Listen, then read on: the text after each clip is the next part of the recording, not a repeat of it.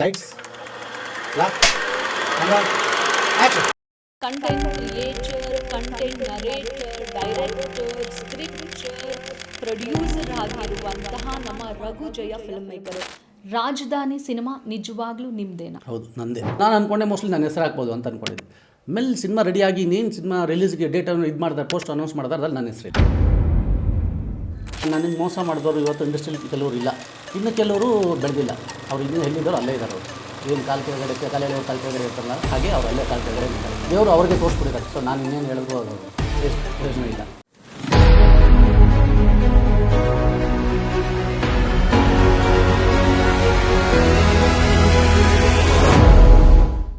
Hi, hello, ನಮಸ್ತೆ.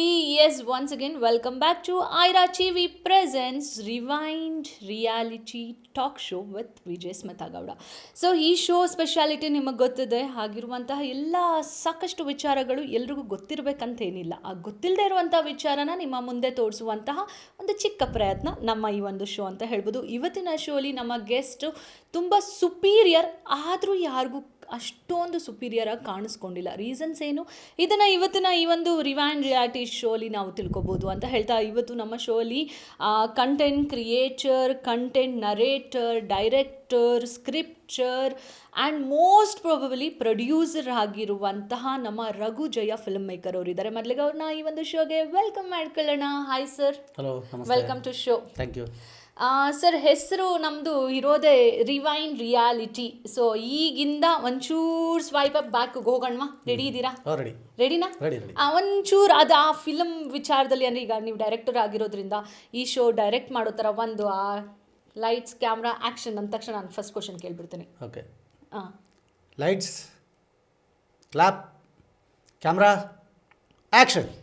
Superb. So first cinema ಅಂದಿದ ತಕ್ಷಣ ನಿಮ್ಮ ಹೆಸರು ಜೊತೆಗಿರುವಂಥ ಸಿನಿಮಾ ರಾಜಧಾನಿ. ಹೌದು. ಬಟ್ ನಂಗೊಂದು ಕ್ವಶನ್ ಇದೆ, ನಿಜ ನೀವೇನಾ ಡೈರೆಕ್ಟ್ರು? ಹೌದು, ನಾನೇ. ಹೆಂಗೆ ಅಂತಂದರೆ ನಮ್ಮ ಇಂಡಸ್ಟ್ರಿ ಅವ್ರಿಗೆ ಗೊತ್ತಿದೆ, ಜನಗಳು ಗೊತ್ತಿಲ್ಲ ಅಷ್ಟೇ. ಯಾಕೆ ಅಂತಂದರೆ ಆ ಸಿನಿಮಾದಲ್ಲಿ ನನ್ನ ಹೆಸರು ಹಾಕಿಲ್ಲ.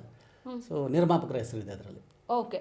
ಯಾಕೆ ಈ ಪ್ರಶ್ನೆ ಅಂತ ಅಂದರೆ, ರಘು ಜಯ ಅವ್ರದ್ದು ಫಸ್ಟ್ ಸಿನಿಮಾ ಅಂತ ಅಂದಿದ ತಕ್ಷಣ ಎಲ್ಲಿ ಇಂಡಸ್ಟ್ರಿಲಿ ಇರೋರಾಗಿರ್ಬೋದು, ನಿಮ್ಮ ಪ್ರೊಫೈಲಲ್ಲೆಲ್ಲ ನಾನು ನೋಡ್ದಂಗೆ ರಾಜಧಾನಿ ಅಂತ ಇದೆ. ಅದು ನಮ್ಮ ರಾಕಿಂಗ್ ಸ್ಟಾರ್ ಯಶ್ ಅವರ ಸಿನಿಮಾ ಅಂತ ಹೇಳ್ಬೋದು. ರಾಜಧಾನಿ ಸಿನಿಮಾ ನಿಜವಾಗ್ಲೂ ನಿಮ್ಮದೇನಾ? ಹೌದು, ನಂದೇ. ಅದು ನಮ್ಮ ಇಂಡಸ್ಟ್ರಿಲಿ ಇರೋರ್ಗೆ ಎಲ್ರಿಗೂ ಗೊತ್ತಿದೆ. ಇದು ಮೊದಲು 2009ರಲ್ಲಿ ನಾನು ಒಂದು ಕತೆ ಮಾಡಿಕೊಂಡು, ಚಿತ್ರಕಥೆ ಎಲ್ಲ ಮಾಡಿಕೊಂಡು ನಿರ್ಮಾಪಕರ ಹತ್ರ ಹೋದೆ. ಸಿದ್ದರಾಜು ಅಂತ ಒಬ್ಬ ಪ್ರೊಡಕ್ಷನ್ ಮ್ಯಾನೇಜರು ನಮ್ಮ ಪ್ರೊಡ್ಯೂಸರ್ ಹತ್ರ ಕರ್ಕೊಂಡು ಹೋದರು. ಒಂದೇ ಸರಿ ಕತೆ ಓಕೆ ಆಯಿತು. ಪ್ರೊಡ್ಯೂಸರು ನಿಮ್ಗೆ ಯಾರು ಬೇಕೋ ಅವ್ರನ್ನ ನೀವೇ ಹಾಕ್ಕೊಳ್ಳಿ ಅಂತಂದರು. ಆ್ಯಕ್ಚುಲಿ ಫಸ್ಟು ಇದ್ದಿದ್ದು ಬಂದು ಚೇತನ್ ಅಂತ, ಮೈನಾ ಎಲ್ಲ ಮಾಡಿದಾರಲ್ಲ ಚೇತನ್ ಅಂತ, ಅಹಿಂಸಾ ಚೇತನ್, ಅವ್ರ ಸಿನಿಮಾ ಹೀರೋ ಆಗಿದ್ದಿದ್ದು. ಅವರು ಕಾಲ್ ಮಾಡಿದೆ, ಸ್ವಲ್ಪ ಲೇಟ್ ಆಗುತ್ತೆ ಅಂತಂದ್ರು ಅವರು. ಅದರಿಂದ ನಾನೇನು ಮಾಡಿದೆ, ಪ್ರೊಡ್ಯೂಸರ್ ಬಂದು ಬೇರೆ ಬೇರೆ ಆಪ್ಷನ್ಗಳು ಕೊಟ್ಟರು. ನಾನಿಲ್ಲ ಸರ್, ಯಶ್ ಅಂತ ಒಬ್ಬ ಹುಡುಗ ಇದ್ದಾರೆ, ತುಂಬ ಚೆನ್ನಾಗಿ ಮಾಡ್ತಾನೆ ಹುಡುಗ ಅಂತ. ಯಾರು ಯಶ್ ಅಂದರು. ಈ ಥರ ಮುಗಿನ ಮನಸ್ಸು ಈ ಥರ ಇದೆಲ್ಲ ಮಾಡಿದಾರಲ್ಲ ಅಂತ. ಬೇಡ, ಹುಡುಗ ಚಾಕ್ಲೇಟ್ ಇರೋ ಥರ ಇದ್ದಾನೆ, ಇದಕ್ಕೆ ರಫ್ ಆಗಬೇಕು ಹಾಗೆ ಅಂತಂದ್ರು. ಇಲ್ಲ ಸರ್, ನಾನು ಗೋಕುಲ ಅಂತ ಒಂದು ಸಿನಿಮಾ ನೋಡಿದ್ದೀನಿ, ಆ ಸಿನಿಮಾದಲ್ಲಿ ಅವ್ರದ್ದು ಸ್ವಲ್ಪ ಆ್ಯಕ್ಷನ್ ಇದೆಲ್ಲ ಚೆನ್ನಾಗಿದೆ, ಒಳ್ಳೆ ಆ್ಯಕ್ಷನ್ ಇರೋ ಮಾಡ್ಬೋದು ಅಂತ. ಸರಿ ಆಯಿತು, ಓಕೆ ಹಾಕ್ಕೊಳ್ಳಪ್ಪ ಅಂದರು. ನಾನು ಹೋಗಿ ಯಾವುದೋ ಒಂದು ಸಿನಿಮಾ ಶೂಟಿಂಗಲ್ಲಿ ಹೋಗ್ಬಿಟ್ಟು ಕತೆ ಹೇಳಿದಾಗ ಇದು ಇಷ್ಟೊಂದು ರಫ್ ಆಗಿದೆ ಆ್ಯಕ್ಷನ್ ಸಿನಿಮಾ, ಮತ್ತು ಇದು ಸ್ವಲ್ಪ ರೌಡಿಸಮ್ಗೆಲ್ಲ ಈ ಥರ ಇದೆಯಲ್ಲ, ಇದು ಮಾಡ್ಬೋದಾ ನಾನು ಅಂತ ಕ್ವಶನ್ ಹಾಕೋರು ಯಶ್. ನಾನು ಹೇಳಿದೆ, ಇಲ್ಲ ನೀವು ಮಾಡಿ, ಸ್ವಲ್ಪ ಹೇರ್ ಸ್ಟೈಲ್ ದಾಡಿ ಎಲ್ಲ ಬಿಟ್ಟು ಟಿಂಟ್ ಮೇಕಪ್ಪು, ಅಂದರೆ ಈ ಟ್ಯಾನ್ ಆಗಿರೋ ಥರ ಮೇಕಪ್ ಎಲ್ಲ ಮಾಡೋಣ ಅಂತಂದ್ಬಿಟ್ಟು ಎಲ್ಲ ಮಾತುಕತೆ ಆಯಿತು. ಫೋಟೋಶೂಟ್ ಮಾಡೋದು. ಫಸ್ಟ್ ಫೋಟೋಶೂಟ್ ಮಾಡಿದ ತಕ್ಷಣವೇ ಫೋಟೋಶೂಟಲ್ಲೇ ಎಲ್ರಿಗೂ ಒಂದು ಕಾನ್ಫಿಡೆನ್ಸ್ ಬಂತು. ನಮ್ಮ ಕ್ಯಾಮ್ರಾಮ್ಯಾನು ಅಷ್ಟೇ, ಆಮೇಲೆ ಡಿಸೈನರ್ ಸಾಯಿ ಮತ್ತು ನಮ್ಮ ಹೀರೋ ಯಶ್ ಎಲ್ಲರೂ ನೋಡ್ಬಿಟ್ಟು ಅದು ಫಸ್ಟ್ ಹೇಳಿದ್ರು. ಯಶ್ ಹೇಳಿದ್ದು, ನಾನು ಒಬ್ಬ ಆ್ಯಕ್ಷನ್ ಹೀರೋ ಆಗ್ಬೋದು ಅಂತ ಇವಾಗ ಗೊತ್ತಾಗ್ತಿದ್ದೆ ಡೈರೆಕ್ಟರ್ ನನಗೆ, ಇಲ್ಲಿವರೆಗೂ ನನಗೆ ಗೊತ್ತಿಲ್ಲ, ನಾನು ಬರೀ ಲವರ್ ಬಾಯ್ ಇದಕ್ಕೆ ಫಿಕ್ಸ್ ಆಗಿಬಿಟ್ಟಿದ್ದೆ ನಾನು ಅಂದರು. ಸೊ ಅಲ್ಲಿಂದ ಸಿನಿಮಾ ಶುರು ಆಯಿತು. ತುಂಬ ಅದ್ಭುತವಾಗಾಯಿತು ಸಿನಿಮಾ, ಎಲ್ಲ ಆಯಿತು. ಕೊನೆಯಲ್ಲಿ ನಿರ್ಮಾಪಕರು ಸ್ವಲ್ಪ ನನ್ನ ಮೇಲೆ ಯಾಕೋ ಬೇಜಾರು ಮಾಡ್ಕೊಂಡಿದ್ರು ಕೆಲವೊಂದು ವಿಚಾರದಲ್ಲಿ. ನಾನು ಏನೇ ಇದ್ರು ಡೈರೆಕ್ಟಾಗಿ ಕೇಳಿ ಅಂತಂದೆ, ಬಟ್ ಅವ್ರು ಕೇಳಿಲ್ಲ. ಆಮೇಲೆ ಅವ್ರು ಹೆಂಗೆ ನಾನು ನಿರ್ಮಾಪಕರು ತುಂಬ ನಂಬಿದ್ದೆ. ಒಂದು ಸರಿ ಯಾವುದೋ ಏನೋ ಒಂದು ಪೇಪರ್ಗೆ ಸೈನ್ ಹಾಕ್ಕೊಡಿ ಅಂತಂದ್ಬಿಟ್ಟು ಏನೋ ಕಳಿಸ್ತಾ ಇರ್ತಾಯಿದ್ರು. ಸೊ ನಾನು ಕೆಲವೊಂದು ಪೇಪರ್ಗಳಿಗೆ ಸೈನ್ ಹಾಕ್ಕೊಟ್ಟೆ. ಅದನ್ನು ಅದರಲ್ಲಿ NOC ಇದೆ ಅಂತ ನನಗೆ ಗೊತ್ತಿಲ್ಲ. NOC ಸೈನ್ ಹಾಕ್ಸ್ಕೊಂಡಿದ್ದಾರೆ. ಆಮೇಲೆ ಸ್ವಲ್ಪ ದಿವಸ ಆಯಿತು ಎಲ್ಲ. ಆ್ಯಕ್ಚುಲಿ ಹೇಳ್ತೀನಿ, ಸಿನಿಮಾ ಕಂಪ್ಲೀಟ್ ಆಗೋಗ್ಬಿಟ್ಟಿತ್ತು. ಒನ್ ಡೇ ಬ್ಯಾಲೆನ್ಸ್ ಬಿಟ್ಕೊಂಡಿದ್ದೆ ನಾನು. ಯಾಕೆ ಅಂತ, ನಾನು ಫಸ್ಟ್ ಟೈಮ್ ಡೈರೆಕ್ಷನ್ ಮಾಡ್ತಾಯಿದ್ದೀನಿ. ಇವಾಗಲೇ ಕುಂಬಳಕ ಹೊಡೆಯೋದು ಬೇಡ, ಒಂದು ಸರಿ ಕಂಪ್ಲೀಟ್ ಎಡಿಟಿಂಗ್ ಮಾಡೋಣ, ಮಾಡಿಬಿಟ್ಟು ಆಮೇಲೆ ನೋಡೋಣ ಏನಾಗಿದೆ ಅಂತ. ಏನಾದರೂ ಬೇಕು ಅಂದರೆ ಶೂಟ್ ಮಾಡ್ಕೊಂಡು ಅಂತ ಒನ್ ಡೇ ಬಿಟ್ಟಿದ್ದೆ, ಬ್ಯಾಲೆನ್ಸ್ ಬಿಟ್ಟಿದೆ. ಆಮೇಲೆ ಇದಕ್ಕಿದಂಗೆ ಸ್ಟಾಪ್ ಆಯಿತು. ನನ್ನ ಸ್ವಲ್ಪ ಪರ್ಸ್ನಲ್ ಪ್ರಾಬ್ಲಮ್ಮು ಇತ್ತು ಮನೆ ಹತ್ರ, ಅದನ್ನು ನಾನು ನೋಡ್ಕೊತಾ ಇದ್ದೀನಿ. ಒಂದು ಸರಿ ಇದಕ್ಕಿದಂಗೆ ಒಬ್ಬ ಅಸಿಸ್ಟೆಂಟ್ ಡೈರೆಕ್ಟರ್ ಫೋನ್ ಮಾಡ್ತಾನೆ ನನಗೆ, ಏನಾದರೂ ಶೂಟಿಂಗ್ ಸ್ಟಾರ್ಟ್ ಆಗಿದೆ ಸರ್, ನೀವೆಲ್ಲಿ ಇಲ್ವಲ್ಲ ಅಂತ. ನಾನು ಇನ್ಫಾರ್ಮ್ ಆಗಿಲ್ಲ. ಮ್ಯಾನೇಜರ್ ಫೋನ್ ಮಾಡ್ತೀನಿ, ಸರ್ ಪ್ರೊಡ್ಯೂಸರ್ ಕೇಳಿ ಏನಿದ್ರು ನಾನು ಕೇಳಬೇಡಿ ಅಂದರು ಮ್ಯಾನೇಜರು. ಪ್ರೊಡ್ಯೂಸರ್ ಫೋನ್ ಮಾಡ್ತೀನಿ, ಎತ್ತಾ ಇಲ್ಲ. ಕ್ಯಾಮ್ರಾಮನ್ ಫೋನ್ ಮಾಡಿದ್ರು ನನಗೆ, ಎಲ್ಲಿ ರಘು ನೀನು ಬಂದೇ ಇಲ್ಲ ಅಂತಂದರು. ಆಮೇಲೆ ಗೊತ್ತಾಯಿತು ನಮ್ಮ ಡೈಲಾಗ್ ರೈಟರ್ ಬಂದು ಕೆ ವಿ ರಾಜು ಅಂತ. ಆ ಕೆ ವಿ ರಾಜು ಅವ್ರನ್ನ ಇಟ್ಕೊಂಡು ಶೂಟ್ ಮಾಡ್ತಿದ್ದಾರೆ. ಒನ್ ಡೇ ಏನು ಬ್ಯಾಲೆನ್ಸ್ ಇತ್ತು ಅದನ್ನು ಮಾತ್ರ ಅಷ್ಟೇ, ಅದನ್ನು ಶೂಟ್ ಮಾಡಿಸ್ತಾ ಇದ್ದಾರೆ ಅಂತಂದ್ರು. ಪ್ರೊಡ್ಯೂಸರ್ ಫೋನ್ ಮಾಡಿದೆ. ಆಗಲೇ ನಾನೇನು ಮಾಡಿದೆ, ನಮ್ಮ ಇವರು ಪಿ ಆರ್ ಒ ನಾಗೇಂದ್ರ ಅವ್ರು ಫೋನ್ ಮಾಡಿಬಿಟ್ಟು, ಸರ್ ಈ ಥರ ಆಗಿದೆ, ನಾನು ಇದಕ್ಕೆ ಕಂಪ್ಲೇಂಟ್ ಮಾಡಿದೆ, ನಾನು ಪ್ರೆಸ್ ಮೀಟ್ ಮಾಡಬೇಕು ಅಂತಿದ್ದೀನಿ ಅಂತ. ಆವಾಗ ಅವ್ರು ಕರೆಸ್ಬಿಟ್ಟು ಹೇಳಿದ್ರು, ಸರ್ ಏನಾಗಿದೆ ಅಂದರೆ ನೀವು ಯೂನಿವರ್ಸಿಟಿ ಸೈನ್ ಹಾಕಿ ಕೊಟ್ಬಿಟ್ಟಿದ್ದೀರಾ, ದಯವಿಟ್ಟು ಬೇಡ ಇದೆಲ್ಲ, ನೀವೀಗ ಏನೇ ಮಾಡಿದ್ರೆ ನಿಮ್ಗೊಂದು ಕಪ್ಪು ಚುಕ್ಕೆ ಬಂದುಬಿಡುತ್ತೆ, ನೀವು ಪ್ರೆಸ್ ಮೀಟಲ್ಲಿ ಮಾಡೋಕ್ಕೆ ಹೋಗ್ತೀರಾ.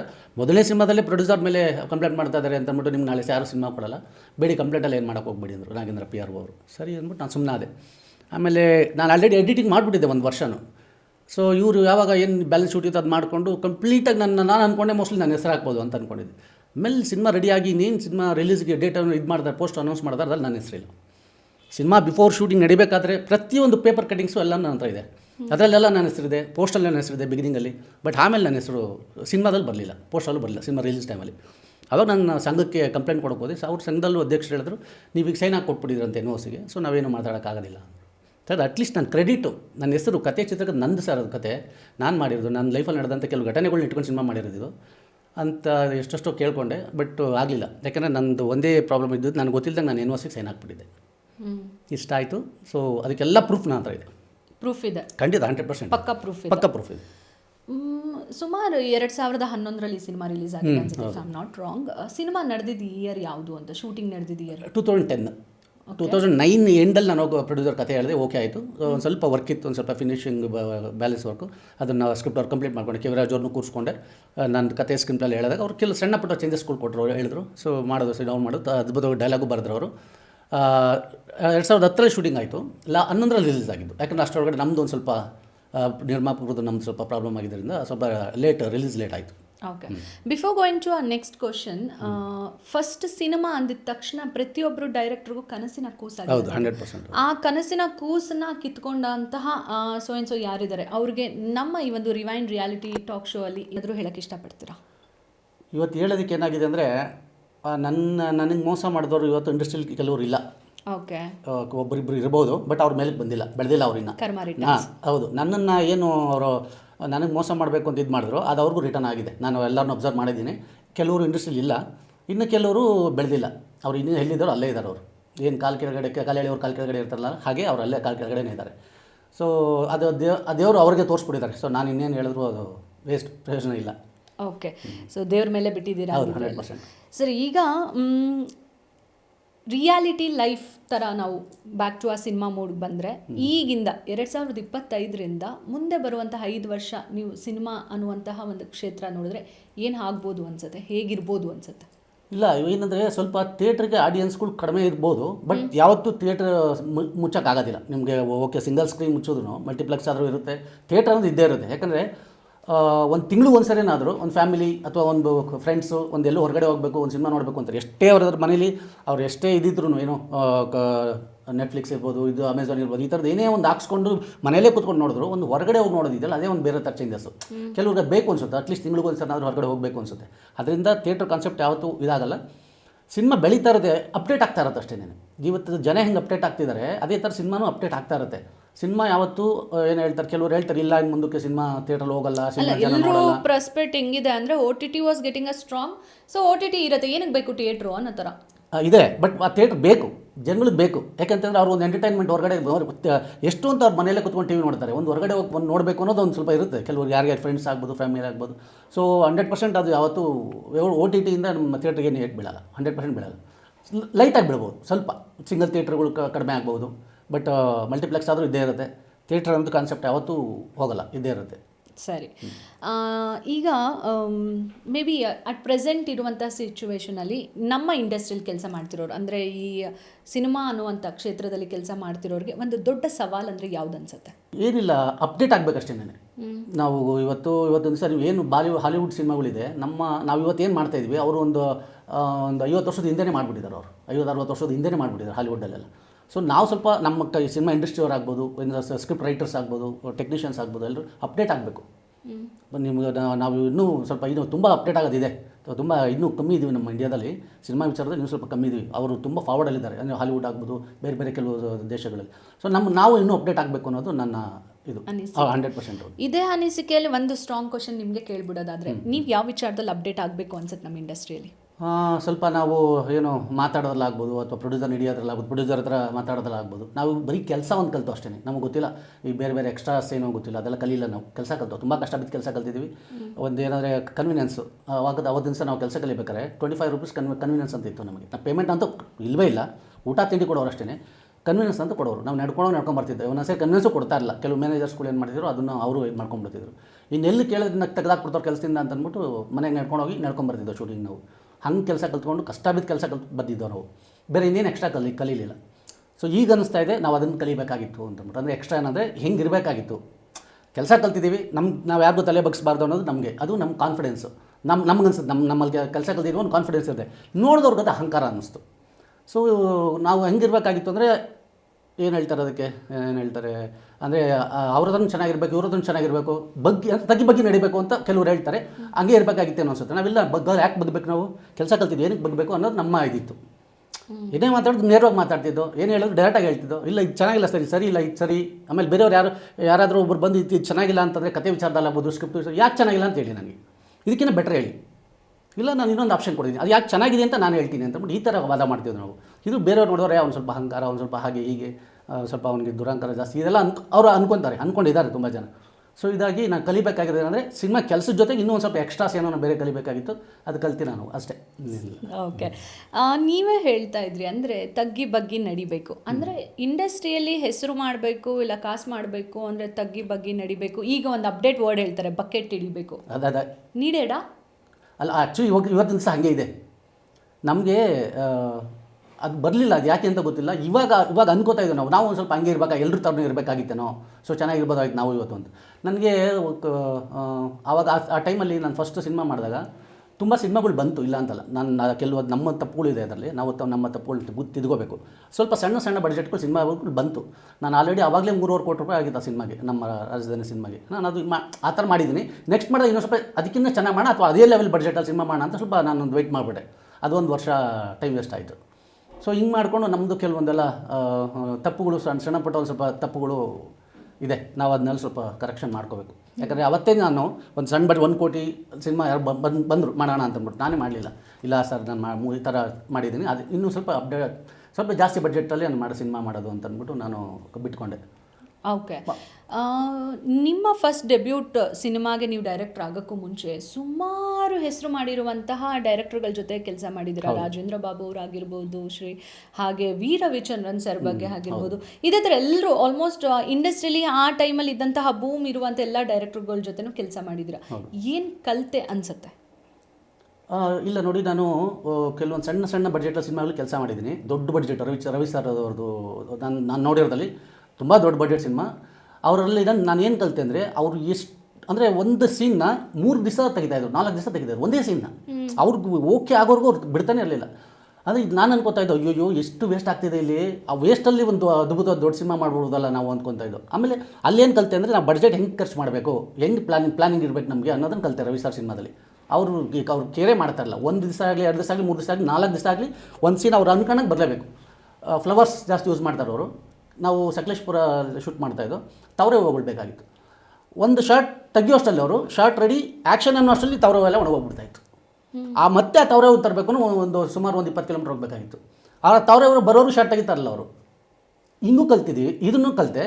ಇನ್ನೊಂದು ಸಣ್ಣ ಬಡ್ಜೆಟ್ ಸಿನಿಮಾಗಳಲ್ಲಿ ಡೈರೆಕ್ಟ್ಗಳ ಹತ್ರ ಕೆಲಸ ಮಾಡಿದ್ದೀನಿ. ಅವ್ರು ಹೆಂಗೆ ಅಂತಂದರೆ, ತವರೇ ಇಲ್ವಾ ಬಿಡು ಹತ್ತಕ್ಕೆ, ಬಿಟ್ಟಾಕ ಬೇರೆ ಇನ್ನೊಂದು ಏನೋ ಒಂದು ಇಟ್ಬಿಟ್ಟು ಮಾಡೋಣ ಅನ್ನೋ ಥರ ಪ್ಲಾನ್ ಅವ್ರದ್ದು. ಬಟ್ ರವಿ ಸರ್ ಹಂಗಲ್ಲ, ತವರೇ ಬೇಕು, ಅದು ಒರಿಜಿನಲ್ ತವರೇ ಬೇಕು, ಪ್ಲಾಸ್ಟಿಕ್ ತಂದರೂ ಆಗಲ್ಲ ಅವ್ರಿಗೆ. ಸೊ ಹಿಂಗೆ ಕಲ್ತಿದ್ದೀನಿ. ದೊಡ್ಡ ಬಡ್ಜೆಟಲ್ಲಿ, ಚಿಕ್ಕ ಬಡ್ಜೆಟಲ್ಲಿ ಈ ಥರ ಕೆಲಸಗಳು ಕಲ್ತಿದ್ವಿ. ಆಮೇಲೆ ಈಗ ಚಿಕ್ಕ ಬಡ್ಜೆಟ್ ಒಂದು 20 ದಿವಸ ಟೋಟಲ್ ಇಡೀ ಸಿನಿಮಾನೇ ಶೂಟಿಂಗ್ ಕಂಪ್ಲೀಟ್. ರವಿ ಸರ್ ಹಂಗಲ್ಲ, ನಾನು ಹತ್ರ ಒಂದು 100-120 ದಿವಸ ಕೆಲಸ ಮಾಡಿದ್ದೀನಿ. ಸಿನಿಮಾ ಕಂಪ್ಲೀಟೇ ಆಗಲಿಲ್ಲ, ಅದು ಇನ್ನೂ ಅರ್ಧ ಆಗಿತ್ತು ಅಷ್ಟೇ. ನಾನು ಅವಾಗ ಅಲ್ಲಿಂದ ಆಚೆ ಬಂದುಬಿಟ್ಟೆ, ಬೇರೆ ನಾನು ಡೈರೆಕ್ಷನ್ ಬಂದುಬಿಟ್ಟೆ ಅವಾಗ. ಸೊ ಅದಕ್ಕೆ ಸಿನಿಮಾ ಕಂಪ್ಲೀಟ್ ಆಗಲ್ಲ. ಮಂಜಿನಾನಿ ಒಂದು ಸಿನಿಮಾ ನಾನು ಅಸೋಸಿಯೇಟಾಗಿ ಕೆಲಸ ಮಾಡಿದ್ದೆ. ಅದು ನಾನು ಸಿನಿಮಾ ಕಂಪ್ಲೀಟ್ ಮಾಡೋಕ್ಕಾಗಲ್ಲ ಅದನ್ನು. ಯಾಕಂದರೆ 120 ದಿವಸ ಶೂಟ್ ಮಾಡಿ ನಮ್ಮದು ಇನ್ನೂ ಕಂಪ್ಲೀಟ್ ಆಗಲ್ಲ. ನನ್ನ ಲೈಫಲ್ಲಿ ನಾನು 120 ದಿವಸ ಶೂಟ್ ಮಾಡಿರೋ ಒಂದು ಸಿನಿಮಾನು ಮಾಡಿಲ್ಲ, ವರ್ಕ್ ಮಾಡಿರಲಿಲ್ಲ ನಾನು. 20 ದಿವಸ 30 ದಿವಸ ಮ್ಯಾಕ್ಸ್ ಅಂದ್ರೆ 35 ದಿವಸ ಸಿನಿಮಾ ಕಂಪ್ಲೀಟ್ ಆಗೋಗ್ಬಿಟ್ಟಿರೋದು. ಆಗ ಸ್ಟಾರ್ಟ್ ಮಾಡಿದ್ರೆ ಎಂಡು. ರವಿ ಸರ್ದು ಹಂಗಲ್ಲ, ಅವ್ರದ್ದು ಓಕೆ ಆಗೋವರೆಗೂ ಮಾಡ್ತಾನೆ ಇರ್ತಾರೆ. ಸೊ 120 ಡೇಸ್ ಅವರು ಶೂಟ್ ಮಾಡಿದ್ರು. ಅದರಲ್ಲಿ ನಾನು ವರ್ಕ್ ಮಾಡಿದೆ. ಆಮೇಲೆ ಅಲ್ಲಿಂದ ಬಂದಮೇಲೆ ನಾನು ಡೈರೆಕ್ಟಾಗಿ ಡೈರೆಕ್ಷನ್ ಕೊಟ್ಟೋಗ್ಬಿಟ್ಟೆ.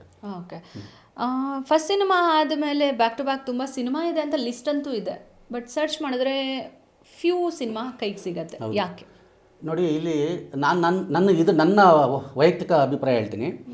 ಸಿನಿಮಾದಲ್ಲಿ ಹೇಳ್ತಾರೆ ಟ್ಯಾಲೆಂಟ್ ಇರಬೇಕು, ಎಲ್ಲರೂ ತುಂಬ ಇದೆಲ್ಲ ಓದ್ತಾ ಇರ್ತೀನಿ, ಮೆಸೇಜ್ಗಳೆಲ್ಲ ಓದ್ತಾ ಇರ್ತೀನಿ. ನೀವು ಏನೇ ಲಕ್ಕು ಅನ್ನೋದು ಇಲ್ಲ, ಸುಳ್ಳವೆಲ್ಲ, ಬರೀ ನಮ್ಮ ಶ್ರಮ, ಹಾರ್ಡ್ ವರ್ಕ್ ಇದೇ ತುಂಬ ಇಂಪಾರ್ಟೆಂಟ್ ಅಂತಾರೆ. ನಾನು ಅದನ್ನು ನಂಬಿದ್ದೆ. ಬಟ್ ನನ್ನ ಅನುಭವದಲ್ಲಿ ಹೇಳ್ತಾ ಇದ್ದೀನಿ, 90% ನಿನ್ನ ಹತ್ರ ಶ್ರಮ ಇದ್ರೂ 10% ಆದರೂ ಲಕ್ ಅನ್ನೋದು ಬೇಕೇ ಬೇಕು.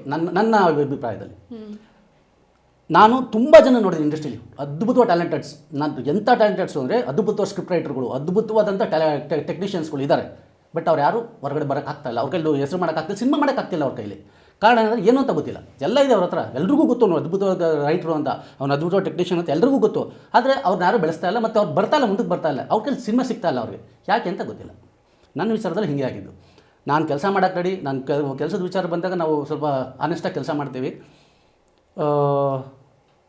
ಎಷ್ಟು ಸಿನಿಮಾಗಳು ಬಂತು ಅದನ್ನು ನಾವು ಸುಮಾರು ಒಂದು 200 ಜನ 150 ಜನ ಪ್ರೊಡ್ಯೂಸರ್ಗಳು ಮೀಟ್ ಮಾಡಿದ್ದೀನಿ. ಓಕೆ ಮಾಡೋಣ ಅಂತಾರೆ, ಬಟ್ ಏನೋ ಗೊತ್ತಿಲ್ಲ ಕಾರಣ ಅಂತಂದ್ರೆ ಸಿನಿಮಾ ಸ್ಟಾರ್ಟ್ ಆಗ್ತಾಯಿಲ್ಲ. ಹಾಗೆ ಮತ್ತು ಇನ್ನೂ ಕೆಲವು ಸಿನಿಮಾ ಪೂಜೆಯಾಗಿ ಸಿನಿಮಾ ನಿಂತಿದೆ ನಂದು, ಒಂದು ಸುಮಾರು ಸಿನಿಮಾಗಳು. ಆಮೇಲೆ ಅರ್ಧಕ್ಕೆ ನಿಂತೋಗಿರೋ ತುಂಬ ಸಿನಿಮಾಗಳಿದೆ. ರಾಜಧಾನಿ 2 ಅಂತ ಒಂದು ಮಾಡಿದೆ, ಹರಿಪ್ರಿಯ ಅವರು ಹೀರೋಯಿನ್. ಅದಕ್ಕೆ ಹತ್ತತ್ರ ಒಂದು 1 ಕೋಟಿವರೆಗೂ ಸಿನಿಮಾ ದುಡ್ಡು ಖರ್ಚು ಮಾಡೋದು. ಎಲ್ಲ ಸೇಮ್ ರಾಜಧಾನಿ ಟೀಮೇ, ಸಿ ವೇಣು ಅವರೇ ಕ್ಯಾಮ್ರಾಮನ್ನು, ಅರ್ಜುನ್ ಜೈನ್ ಅವರು ಮ್ಯೂಸಿಕ್ ಡೈರೆಕ್ಟ್ರು, ಎಲ್ಲ ಸೇಮ್ ಟೆಕ್ನಿಷಿಯನ್, ಎಲ್ಲ ದೊಡ್ಡದಾಗಿ ಹತ್ತತ್ರ 1 ಕೋಟಿ ಪಾಪ ಖರ್ಚು ಮಾಡೋರು. ಅದಾದ್ಮೇಲೆ ಅವ್ರು ಏನು ಕಾರಣ ಅಂತ ಗೊತ್ತಿಲ್ಲ, ಸಿನಿಮಾ ನಿಂತೋಯ್ತು. ಹುಬ್ಬಳ್ಳಿ ಹುಡುಗರು ಅಂತ ಒಂದು ಸಿನಿಮಾ ಮಾಡಿದೆ, ನನ್ನ ದುರಂತ ನೋಡಿ, ನನ್ನ ದುರಾದೃಷ್ಟ ಹೆಂಗಿದೆ ಅಂತ ನೋಡಿ. ಹುಬ್ಬಳ್ಳಿ ಹುಡುಗರು ಅಂತ ಒಂದು ಸಿನಿಮಾ ಮಾಡಿದೆ. ಸಿನಿಮಾ ತುಂಬ ಚೆನ್ನಾಗಿ ಬಂದಿದೆ, ಒಳ್ಳೊಳ್ಳೆ ಒಳ್ಳೆ ಸಪೋರ್ಟಿಂಗ್ ಕ್ಯಾರೆಕ್ಟರ್, ಒಳ್ಳೊಳ್ಳೆ ಕ್ಯಾಸ್ಟಿಂಗ್ ಇದ್ದಾರೆ. ಶರತ್ ಲೋಹಿತಾಶು ಅವರು, ಸುಚೇಂದ್ರ ಪ್ರಸಾದ್ ಅವರು, ಆಮೇಲೆ ಎಸ್ ಎ ಗೋವಿಂದ್ರ ಅವರು, ಮತ್ತು ಇವರು ಧರ್ಮ ಆರ್ಟಿಸ್ಟ್ ಧರ್ಮ ಅವರು, ಮತ್ತು ಮೈಕೋ ನಾಗರಾಜ್ ಅವರು, ಹರ್ಷಿಕಾ ಪೂಣಚ್ಚ, ಆಮೇಲೆ ಅನುಪ್ರಭಾಕರು, ಇನ್ನೂ ತುಂಬ ಜನ ಕಲಾವಿದರಿದ್ದಾರೆ, ಒಳ್ಳೊಳ್ಳೆ ಕಲಾವಿದರಿದ್ದಾರೆ. ಆ ಸಿನಿಮಾ ಇವತ್ತು ಸ್ಟಿಲ್ ಯಾವಾಗ ಗೊತ್ತಾ, 2014ರಲ್ಲಿ ಫಸ್ಟ್ ಕಾಪಿ ರೆಡಿ ಆಗಿದ್ದು. Cinema complete, first copy ready 10 ವರ್ಷದಿಂದ ರೆಡಿ ಸಿನಿಮಾ. 2013ರಲ್ಲಿ ಶೂಟಿಂಗ್ ಮುಗಿಸಿ ಫಸ್ಟ್ ಕಾಪಿ ರೆಡಿ ಆಗೋಯ್ತು ಸಿನಿಮಾ. ಹೋಗಿ ನೋಡ್ಬಿಟ್ಟು ಎಲ್ಲರೂ. ಸೆನ್ಸಾರ್ ಒಂದು ಆಗಿಲ್ಲ ಅಷ್ಟೇ, ಸ್ಟಿಲ್ ಇವತ್ತಿನವರೆಗೂ ರಿಲೀಸ್ ಮಾಡಿಲ್ಲ ಸಿನಿಮಾ, ಸೆನ್ಸಾರು ಮಾಡಿಲ್ಲ. ಯಾಕೆ ಗೊತ್ತಿಲ್ಲ. ನನ್ನ ಫ್ರೆಂಡೇ ಪ್ರೊಡ್ಯೂಸರ್ ಮಹೇಶ್ ಅಂತ ಅಂದ್ಬಿಟ್ಟು, ನನ್ನ ಫ್ರೆಂಡೇ ವಿ ಮಹೇಶ್ ಅಂತ ಅಂದ್ಬಿಟ್ಟು, ಅವರು ಅದರಲ್ಲಿ ಒನ್ ಆಫ್ ದಿ ಹೀರೋ. ಅದರಲ್ಲಿ ಪ್ರದೀಪ್ ಅಂತ ಟೈಗರ್ ಅನ್ನೋ ಸಿನಿಮಾದಲ್ಲಿ ಮಾಡಿದ್ದಾರೆ. ಪ್ರದೀಪ್ ಅಂತ ಕೇಶವರಮ್ ಅವ್ರ ಅಳಿಯ ಆತ ಆ್ಯಕ್ಟ್ ಮಾಡಿದ್ದಾರೆ. ನರಸಿಂಹರಾಜು ಅವ್ರ ಮೊಮ್ಮಗ ಇವರು ಅವಿನಾಶ್ ಅಂತಂದ್ಬಿಟ್ಟು ಅವ್ರು ಆ್ಯಕ್ಟ್ ಮಾಡಿದ್ದಾರೆ. ಮತ್ತು ವಿಶ್ವ ಅಂತಂದ್ಬಿಟ್ಟು ಕಾಲ್ಗೆಜ್ಜೆ ಜಾಲಿಡೇ ಸಿನಿಮಾದಲ್ಲಿ ಹೀರೋಗೆ ಆ್ಯಕ್ಟ್ ಮಾಡಿದ್ದಾರೆ, ಹುಡುಗ ಮಾಡಿದ್ದಾರೆ. ನಮ್ಮ ಮಹೇಶ್ ಅಂತಂದ್ಬಿಟ್ಟು ನಮ್ಮ ಪ್ರೊಡ್ಯೂಸರ್ ಅವರು ಆ್ಯಕ್ಟ್ ಮಾಡಿದ್ದಾರೆ. ಇಷ್ಟೆಲ್ಲ ಮಾಡಿ ದುಡ್ಡು ಖರ್ಚು ಮಾಡಿ ಸಿನಿಮಾ ರಿಲೀಸ್ ಯಾಕೆ ಅಂತ ಕೇಳಿದ್ರೆ ಮಾಡ್ತೀನಿ. ಏನಾಯ್ತು ಇಲ್ಲಿವರೆಗೂ ಸ್ಟಿಲ್ ಇವತ್ತವರೆಗೂ ರಿಲೀಸ್ ಆಗಿಲ್ಲ. ತುಂಬ ಚೆನ್ನಾಗಿ ಬಂದಿದೆ ಸಿನಿಮಾ, ಆ್ಯಕ್ಷನ್ ಸಿನಿಮಾ. ಇದಕ್ಕೆ ನೀವು ಹೇಳಿ, ಏನು ಹೇಳ್ತೀರಿ ಅದಕ್ಕೆ? ಇದು ನನ್ನ ದುರಾದೃಷ್ಟನ ಅಥವಾ ಏನು ಅಂತಲೇ ವಿಚಾರ ಗೊತ್ತಿಲ್ಲ. ಇದಕ್ಕೆ ಏನು ಹೇಳ್ಬೋದು ನಿಮಗೆ? ಅಟ್ಲೀಸ್ಟ್ ಇವಾಗ ಹೇಳಿದ್ನಲ್ಲ, ನೀವು ಯೋಚನೆ ಮಾಡಿ ಏನದು ಅಂತ. ಅಲ್ಲ, ನಾನು ಯೋಚನೆ ಅನ್ನೋದಕ್ಕಿಂತ ನಾನು ಒಂದು ಸ್ಟ್ರೈಟ್ ಅವೇ ಕ್ವಶನ್ ಕೇಳ್ತೀನಿ. ಅನ್ನಿಸ್ತಿದ್ಯಾ ಇಂಡಸ್ಟ್ರಿಯಲ್ಲಿ ಯಾರಾದರೂ ನನ್ನ ಕಾಲಿಂದ ತುಳಿತಿದ್ದಾರೋ, ಇಲ್ಲ ನಾನು ಬೆಳಿಬಾರ್ದು ಅಂತ ಯಾರೋ ಒಬ್ರು? ಅಲ್ಲ, ಬಟ್ ಕೆಲವರು ಅಪಪ್ರಚಾರ ಮಾಡಿದಾರಿಲ್ಲ ಅಂತಲ್ಲ. ಅವ್ನು ಸ್ವಲ್ಪ ಅಹಂಕಾರ, ಅವ್ನು ಸ್ವಲ್ಪ ಯಾರಿಗೂ ಕೇರ್ ಮಾಡಲ್ಲ, ಅದು ಇದು ಅಂತ ಅಪಪ್ರಚಾರ ಮಾಡಿ. ಯಾಕಂದರೆ ಈ ವಿಚಾರ ನನಗೆ ಕೆಲವರು ಹೇಳಿದ್ರು, ನಿಮ್ಮ ಬಗ್ಗೆ ಹಿಂಗೆ ಹೇಳಿದ್ರು. ಅವರು ಒಬ್ಬ ನಿರ್ಮಾಪಕರೇ ಹೇಳಿದ್ರು ನನಗೆ ನಿಮ್ಮ ಬಗ್ಗೆ. ಆ್ಯಕ್ಚುಲಿ ಒಂದು ಸಿನಿಮಾ ಫಸ್ಟು ನಾನು ಹೋಗ್ತೀನಿ, ಯಾರೋ ಒಬ್ರು ನನಗೆ ರೆಫರ್ ಮಾಡ್ತಾರೆ. ಒಬ್ಬ ದೊಡ್ಡ ಡೈರೆಕ್ಟ್ರು ಅವ್ರು ಮಾಡಬೇಕಾಗಿ ಸಿನಿಮಾ ನನಗೆ ರೆಫರ್ ಮಾಡ್ತಾರೆ. ನಾನು ಹೋಗ್ತೀನಿ, ಪ್ರೊಡ್ಯೂಸರ್ ನಾನು ನೋಡ್ತಾರೆ, ಅವ್ರಿಗೆ ಡೌಟು, ಇವರೇನೋ ಸಿನಿಮಾ ಮಾಡ್ತಾರೆ, ಅವರು ಸಿನಿಮಾ ಮಾಡಿಬಿಟ್ಟು ಡೌಟು. ಸಿನಿಮಾ ಸ್ಟಾರ್ಟ್ ಆಗುತ್ತೆ, ಅವ್ರು ನನ್ನ ಡೌಟಲ್ಲಿ ಮಾನಿಟ್ರ್ ಮುಂದೆ ಬಂದು ನಿಂತ್ಕೊಂಡ್ಬಿಡ್ತಾರೆ. ಮಾನಿಟ್ರ್ ಹತ್ರ ಏನು ತೆಗಿತೇನೆ ನೀನು ಅಂತ ಫಸ್ಟ್ ಡೇ. ಯಾಕಂದರೆ ಯಾರೋ ಒಬ್ಬ ದೊಡ್ಡ ಡೈರೆಕ್ಟರ್ ರೆಕಮೆಂಡ್ ಮಾಡಿದ್ರಲ್ಲ ಅಂತ ನಾನು ಬಿಡ್ತಾರೆ. ಒಂದೇ ದಿವಸ ಬೆಳಿಗ್ಗೆ ಸಂಜೆವರೆಗೂ ಅಲ್ಲಿ ಇರ್ತಾರೆ. ಅದಾದಮೇಲೆ ನೆಕ್ಸ್ಟ್ ಡೇ ಸಾಯಂಕಾಲ ಶೂಟ್ ಮುಗಿಯುತ್ತೆ, ಸಂಜೆ ಹೋಗ್ತಾರೆ ಡೈರೆಕ್ಟರ್. ಅಲ್ಲಿವರೆಗೂ ನನ್ನನ್ನು ಅವರು ಅಂದರೆ ಸರಿ ಮಾತಾಡಿಸ್ತಾರಲ್ಲ, ಎಷ್ಟು ಬೇಕು ಅಷ್ಟಲ್ಲೇ ಇರ್ತಿದ್ದು. ಶೂಟ್ ಮುಗೀತು, ಸಂಜೆ ಬಂದು ಡೈರೆಕ್ಟ್ ನಮಸ್ಕಾರ ಅಂತ ಬಂದರು. ಅವರೇ ಬಂದು, ನಾನು ಇದನ್ನು ಪ್ರೊಡ್ಯೂಸರ್, ನಂಗೆ ನಮಸ್ಕಾರ ಸರ್ ಅಂತಂದೆ. ಸಾರಿ ಬೇಜಾರು ಮಾಡ್ಕೊಬೇಡಿ ಅಂದರೆ, ಏನು ಸರ್ ಅಂದೆ. ನಾನು ನಿಮ್ಮ ಮಾನಿಟ್ರ್ ಮುಂದೆನೇ ಬಂದು ನಿಂತಿದ್ದೆ, ನನಗೆ ಡೌಟ್ ಇತ್ತು ನೀವು ಡೈರೆಕ್ಷನ್ ಮಾಡ್ತೀರೋ ಇಲ್ವೋ ಅಂತಂದ್ಬಿಟ್ಟು. ನೀವು ತೆಗೆದು ಶಾರ್ಟ್ಸ್ ಎಲ್ಲ ನೋಡಿ ನನಗೆ ತುಂಬ ಖುಷಿ ಆಯಿತು, ತುಂಬ ಚೆನ್ನಾಗಿ ಡೈರೆಕ್ಷನ್ ಮಾಡಿದ್ರೆ. ಅಲ್ಲದೆ ಬೆಸ್ಟ್, ನಾನು ನಾಳೆಯಿಂದ ಸ್ಪಾಟಿಗೆ ಬರಲ್ಲ. ನಾನೊಂದು ಬರ್ತಿದ್ರು ಸ್ಪಾಟಿಗೆ, ಇದು ಕ್ಯಾಮ್ರಾ ಹತ್ರ ಬರ್ತಿರಲಿಲ್ಲ, ಮಾನಿಟ್ರ್ ಮುಂದೆ ಬಂದು ನಿಂತ್ಕೊತಾರಿಲ್ಲ. ಸೊ ಅಲ್ಲಿಂದ ಆಚೆ ಕಂಪ್ಲೀಟ್ಲಿ ನಾನೇ ಟೇಕ್ ಅಂದರೆ ಅಲ್ಲಿವರೆಗೂ ಇನ್ವಾಲ್ವ್ ಆಗಲಿಲ್ಲ. ಅಂದರೆ ಕೆಲವರು ಅವ್ರಿಗೆ ಹೇಳೋದು, ಅವ್ರು ಹೇಳೋದು ಆಮೇಲೆ ನನಗೆ ಹೇಳಿದ್ರು, ಹೇಳೋಕೆ ಹೋಗ್ಬೇಡಿ, ಇಂಥವ್ರು ನಿಮ್ಮ ಬಗ್ಗೆ ಹಿಂಗೆ ಹೇಳಿದ್ರು. ಅದಕ್ಕೋಸ್ಕರ ನಾನು ಸ್ವಲ್ಪ ಡೌಟಲ್ಲಿ ಬಂದು ನಿಂತ್ಕೊಂಡು ನೋಡಿದೆ. ಬೇಡ, ಅಪ್ಡೇಟ್ ಆಗಿಲ್ಲ, ಅವ್ನು ಇನ್ನೂ ಹಳೆ ಸ್ಟೈಲಲ್ಲಿ ಮಾಡ್ತಾರೆ, ಆಮೇಲೆ ಅಹಂಕಾರ ಜಾಸ್ತಿ, ಹಿಂಗೆಲ್ಲ ಅಂದರು. ಸಿನಿಮಾ ಮುಗಿದ್ಮೇಲೆ ಹೇಳಿದ್ರು, ಇಷ್ಟೊಂದು ಫ್ರೆಂಡ್ಲಿ ಆಗಿರ್ತಾರೆ, ಇಷ್ಟೊಂದು ಕ್ಲೋಸ್ ಆಗಿರ್ತಾರೆ, ಇಷ್ಟೊಂದು ಹಂಬಲ್ ಆಗಿರ್ತಾರೆ, ಯಾಕೆ ನಿಮ್ಮ ಬಗ್ಗೆ ಅಪಪ್ರಚಾರ ಮಾಡ್ತಿದ್ದಾರೆ, ಅವಂಗೆ ಅಹಂಕಾರ ದುರಂಕಾರ ಅದು ನೀವು ಒಂದು ದಿವಸ ನಮ್ಮ ಹತ್ರ ನಡ್ಕೊಂಡಿಲ್ವಲ್ಲ ಅಂದರು. ಕೆಲವರು ಹತ್ರ ನಡ್ಕೊಂಡಿರ್ಬೋದು, ಯಾಕಂದರೆ ಅವ್ರು ಹಂಗೆ ಇರ್ತಾರೆ, ಅಂಥವ್ರಿಗೆ ಹಂಗೆ ನಡ್ಕೊಂಡಿರ್ತೀವಿ ನಾವು ಅಷ್ಟೇ. ಅವ್ರು ಕರೆಕ್ಟಾಗಿದೆ, ನಾವು ಕರೆಕ್ಟಾಗಿರ್ತೀವಿ. ಓಕೆ. ಸೊ ಫೈನಲಿ ಆನ್ಸರ್ ಹಿಂಗಿಂದ ಬಂದು ಏನೋ ಒಂದು ಕನ್ವೆ ಅಂತೂ ಕೊಟ್ರಿ, ನಂಗೆ ಅರ್ಥ ಆಯಿತು. ಮೇ ಬಿ ಸಿನಿಮಾ ಅಂತ ಬಂದಿದ ತಕ್ಷಣ ನಿಮ್ಮದು ಸ್ಟಾರ್ಟಿಂಗ್ ಸೀರೀಸ್ ಎಲ್ಲ ನೋಡಿದ್ರೆ ಹೊಸಬ್ರ ಜೊತೆ ಜಾಸ್ತಿ ಕೆಲಸ, ಅಂದರೆ ಈಗ ಸ್ಟಾರ್ ಕಾಸ್ಟಿಂಗ್ ಅಂತ ಬಂದಾಗ 2 ಕ್ಯಾರೆಕ್ಟರ್ ಇರುತ್ತೆ, ಒಂದು ಹೀರೋ ಹೀರೋಯಿನ್, ಇವ್ರ ಜೊತೆಗೆ ಸಪೋರ್ಟ್ ಕ್ಯಾರೆಕ್ಟರ್ಸ್ ಎಲ್ಲರೂ ತುಂಬ ಹೆಸರು ಮಾಡಿರೋರು ಇದ್ರೂ ಡೆಬ್ಯೂ ಅನ್ನೋ ಥರ ಆ ಇಬ್ಬರು ಮೇಲೆ ನಿಂತಿರತ್ತೆ ಅಂತ ಹೇಳ್ಬೋದು. ಸೊ ಅದೆಲ್ಲ ಹೊಸಬ್ರನ್ನೇ ಹಾಕೊಂಡು ಮಾಡಿರುವಂತಹ ಸಿನಿಮಾ ಅಂತ ಹೇಳ್ಬೋದು ನಿಮ್ಗೆ. ನನಗೆ ನೋಡಿ, ಒಂದು ACP ಅಶೋಕ್ ಕುಮಾರ್ ಅವರು ಇದ್ದಾರೆ, ಟೈಗರ್ ಅಶೋಕ್ ಕುಮಾರ್ ಅಂತ, ಅವ್ರದ್ದೊಂದು ಸಿನಿಮಾ ಮಾಡಬೇಕಾಗಿತ್ತು. ಅವ್ರದ್ದೇ ಲೈಫ್ ಸ್ಟೋರಿ. ನಾನು ಅವ್ರ ಥರ ಒಂದು ಕತೆ ಕೇಳಕ್ಕೆ ಹೋಗಿದ್ದೆ. ಅವರು ಕತೆ ಹೇಳಿದ್ರು, ಅವ್ರದ್ದು ಲೈಫಲ್ಲಿ ನಡೆದಂಥ ಕೆಲವು ಘಟನೆಗಳು ಹೇಳಿದ್ರು. ಯಾವುದು ನನಗೆ ಇಷ್ಟ ಆಗಲ್ಲ, ಅಂದರೆ ಎಲ್ಲ ಆಲ್ರೆಡಿ ಸಿನಿಮಾ ಆಗಿಬಿಟ್ಟಿದೆ. ಸೊ ನಾನು ಅವ್ರ ಪರ್ಸ್ನಲ್ ಕ್ವಶನ್ನ ಕೆದಕಿ ಇಡೀ ಇದು ಅವ್ರ ಲೈಫ್ ಸ್ಟೋರಿ ತಿಳ್ಕೊಂಡೆ. ಅದ್ಭುತವಾಗಿದೆ ಅವ್ರ ಲೈಫ್ ಸ್ಟೋರಿ. ಅವ್ರದ್ದು ಏನು ಆಫ್ಟರ್ ಇದಿದೆಯಲ್ಲ, ಏನು ಅಶೋಕ್ ಕುಮಾರ್ ಅವ್ರ ಸಿನಿಮಾಗಳಾಗಿದೆಯಲ್ಲ, ಕತೆ ಇದೆಯಲ್ಲ, ಪೊಲೀಸ್ ಇನ್ಸ್ಪೆಕ್ಟರ್ ಆದಮೇಲೆ ಅದಕ್ಕಿಂತ ಬಿಫೋರ್ ಇದೆಯಲ್ಲ ಅವ್ರದ್ದು, ಅದ್ಭುತ ಕತೆ ಅವ್ರದ್ದು ಆ್ಯಕ್ಚುಲಿ. ಸ್ಟಿಲ್ ಇವತ್ತು ನಾನು ಅವ್ರದ್ದು ಒಂಥರ ಅವ್ರ ಮ್ಯಾರೇಜ್ ಇರ್ಬೋದು, ಅವ್ರದ್ದು ಹೆಂಗೆ ಮದುವೆ ಆಯಿತು, ಅವ್ರು ಹೆಂಗೆ ಪೊಲೀಸ್ ಡಿಪಾರ್ಟ್ಮೆಂಟ್ಗೆ ಹೆಂಗೆ ಸೇರಿಕೊಂಡ್ರು, ಇದೆಲ್ಲ ಕೇಳ್ತಾ ಒಂದು ಕತೆ ಮಾಡಿಬಿಟ್ಟು ಅವ್ರಿಗೆ ಹೇಳಿದೆ. ಚೆನ್ನಾಗಿದೆ ಅಂದ್ರೆ ಅವ್ರು ಚೆನ್ನಾಗಿದೆ, ಬಟ್ ನಮ್ಮ ಪರ್ಸ್ನಲ್ ಸ್ಟೋರಿ ಮಾಡೋದು ಬೇಡ ಅಂದರು. ನಾನು ರಿಕ್ವೆಸ್ಟ್ ಮಾಡಿ ಹೇಳ್ಬಿಟ್ಟು ಸ್ಕ್ರಿಪ್ಟ್ ಮಾಡಿದೆ. ಕನಕಪುರ ಶ್ರೀನಿವಾಸ್ ಅವ್ರು ಪ್ರೊಡ್ಯೂಸರ್. ಅದಕ್ಕೆ ಕಾರಣಾಂತರದಿಂದ ಅದು ನಿಂತೋಯ್ತು, ಅಂದರೆ ಸ್ಟಾರ್ಟ್ ಆಗಿಲ್ಲ, ಅದು ಟೇಕ್ ಆಫ್ ಆಗಿಲ್ಲ. ಅವ್ರು ಇವರೇನು ಹೇಳಿದ್ರು, ಯಾರು ಅಶೋಕ್ ಕುಮಾರ್ ಅವರು ಪ್ರೊಡ್ಯೂಸರ್ ಕೇಳಿದ್ರು ಯಾರು ಬೇಕು ಹೀರೋ ಅಂತಂದರು.